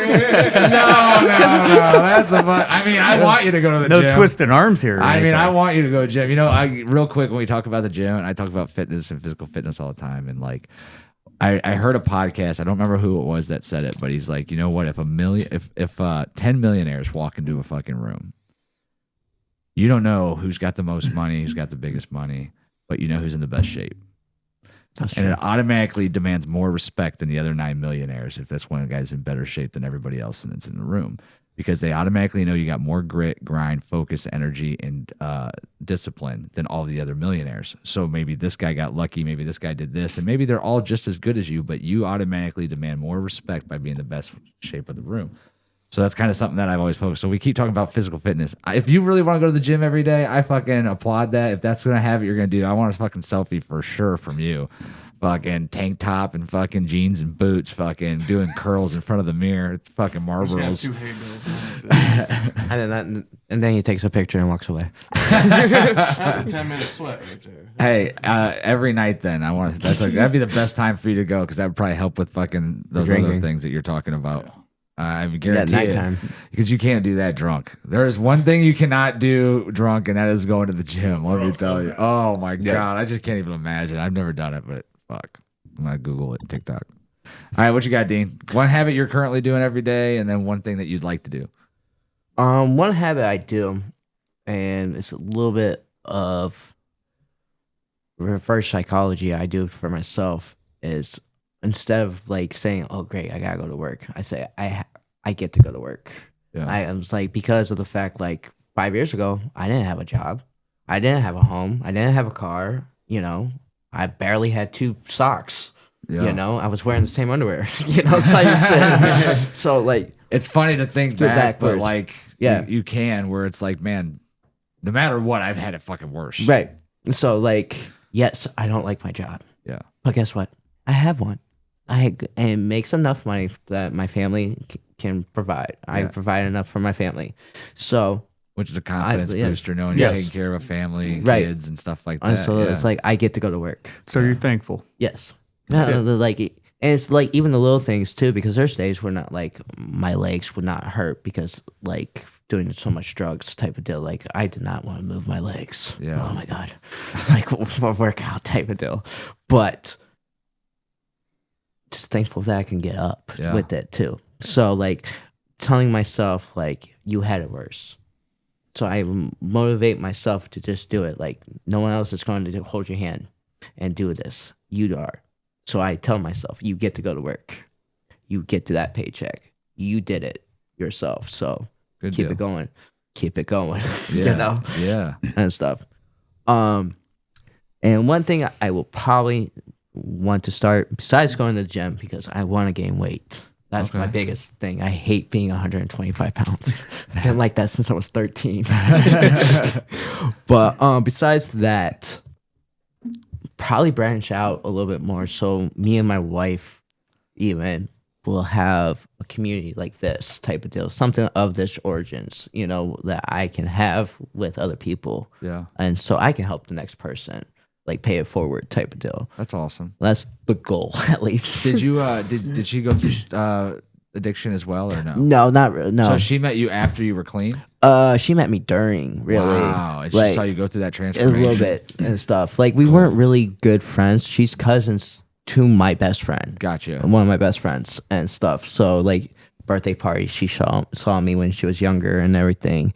And so it was like she saw the difference. Yeah, for sure. I mean, from like the corner side. She didn't know what was in it, but she like 6 months later sees me clean Yeah. and sees I'm better, happier, more energetic. Yeah, probably a whole different Yeah, person. you know. So she's seen that part All right, and everything. Grayson, what you got? What's one thing that you're gonna focus on creating, but also your favorite habit you're currently doing? Besides the breathing, it sounds like that's what. Yeah, I, know, I can tell you're you're passionate about that. I mean, I like breathing too. Wow, we have so much in common. Yeah. We should No. get matching tattoos now. Yeah, I mean, outside of my don't misses, I call them. You know, I don't know. I think I'm always just trying. I think I'm trying to be a better person. I'm trying to like not be so judgmental when I see people. I don't know what shoes they walk in. You know, I don't know the path that they've been down. And you know, I think I try to be a better listener.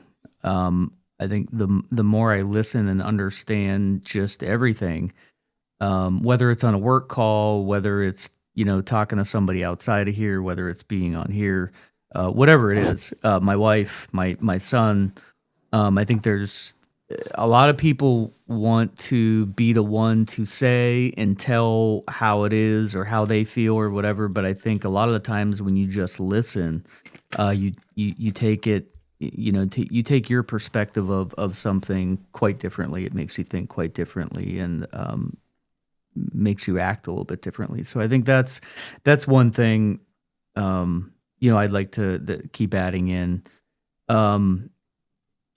You know, what was the other one? The second question? What you want to try to do? Yeah.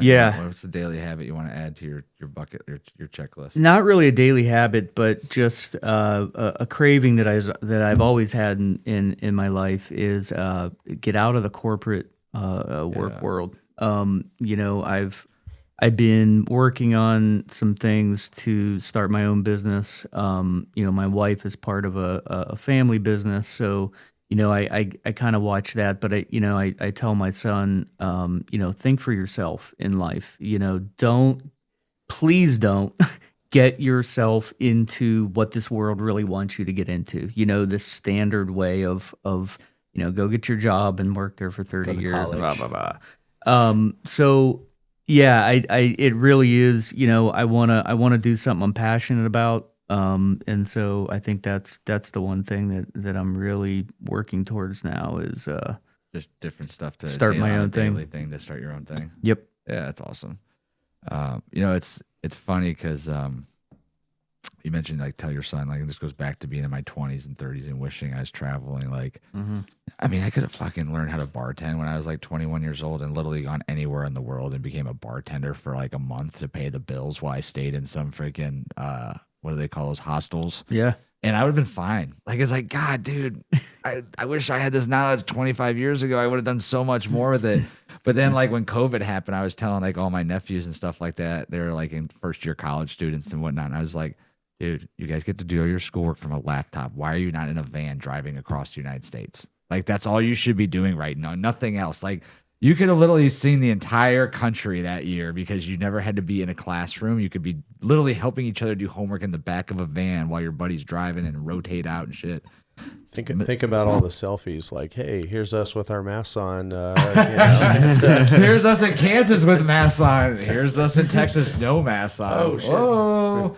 I think right now my favorite hobby, this is funny because we've had all these bodybuilders on and we're going to have a bunch more on because they're all loving the idea of just coming out here and sharing their stories. But like, I think I'm going to keep this chicken and rice thing going where I'm just eating chicken and rice every day. It Sounds is so delicious. Dude, I got to tell you, so I went to Costco and I don't feel like cooking rice right now. So I didn't want to falter on that. So they have this organic rice pouches that you could buy. It's like 4 pouches in a box for $9, and each pouch makes basically it's two meals for me. And then chicken was like $38, and I can make 7 meals. Actually, let's see, with the rice, I can make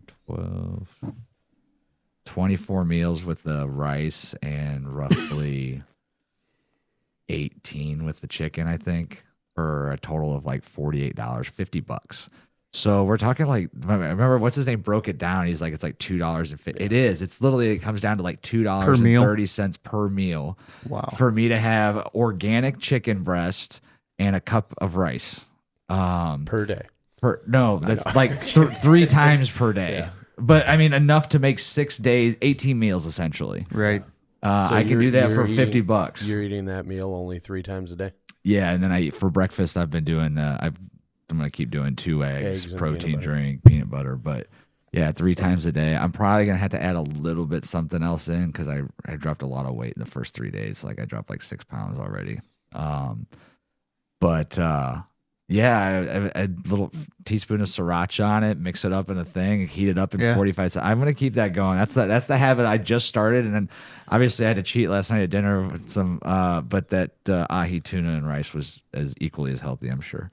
Habit that I want to start. I've done this for up to a month at a time. I want to start turning my phone off at least by like 6:30, 7 o'clock at the latest. Yeah. My wife too. I want us to both do it. Like I want us to have that 2 hours a night, and then limit like, hey, if we're gonna do this every night, like only one night a week we'll watch TV at that time. Like let's think of anything else. I don't care if it's just us sitting on the couch reading a book or whatever the case, but like I really want to start putting that phone down at 7 o'clock because You mean for the whole night or just for like a 2 hour? No, period? for the night. Like I want to be done with it at 7 o'clock. Like I want to turn it off, put it in the charger. I'll deal with it in the morning.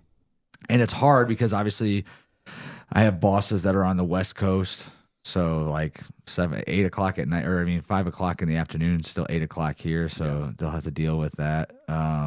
Whatever. Talk about the corporate world. Like I think I've learned in the last 3 months through a corporate company how to destroy a company within like 90 days. So I understand what you're talking about on the corporate side of a world. But yeah, I think that getting back to us, it's so many things. It's more time, more quality time with my spouse, but it's also like, okay, how much better am I going to sleep knowing that I didn't turn on the phone for the last couple hours? How much of that time am I going to actually do something else that's going to be better for me, whether it's reading, writing in my journal, just hanging out and talking with my wife, going for a drive, walk, whatever the case might be. So yeah, I think that's going to be my focus moving How forward. are you going to drive if your phone is turned off? Hopefully I don't need a map.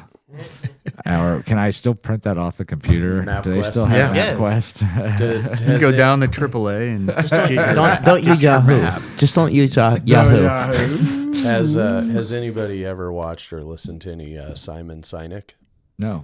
I heard of him. Yeah, big motivational speaker in the sales world. But so he has a bit that he's been running for like 10 years now that he talks about the people that are attempting to do that. And the big excuse is, oh, but that's my alarm clock. So when you attend his seminars, he gives you a $4 Rite Aid alarm clock that runs on batteries. I think I saw that. And actually, so one of the things they talk about is you should gradually wake up and gradually go to sleep. It helps you have a better sleep and a better wake up.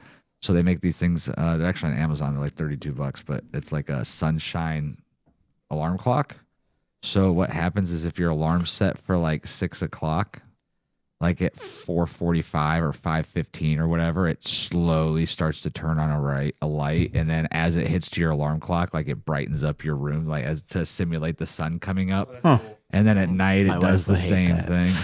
Well, that's why. Like I get up at 5 o'clock. My wife does not. So Same here. I was like, "Hey, babe, you might have to start going to the gym with me at 5 o'clock in the morning. Like it'll be good. We'll do it together. Teamwork makes the dream work, right?"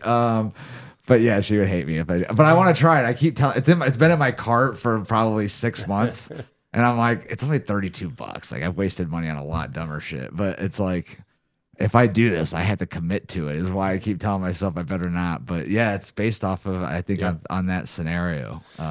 Another quick note off of that, because you and I and several are LED lighting guys. And so do you run any of the sunrise routines on any of your lights? No, because all of them are down here. Yeah. For the most part, I don't have really any smart LED lights upstairs. Yeah, so I run that through my house, and of course inside you've been in my house. I have thousands of LEDs in my life. Is it all Govee? Literally. It's a mix between Govee and Hue as now well. I try to be all Govee all the time.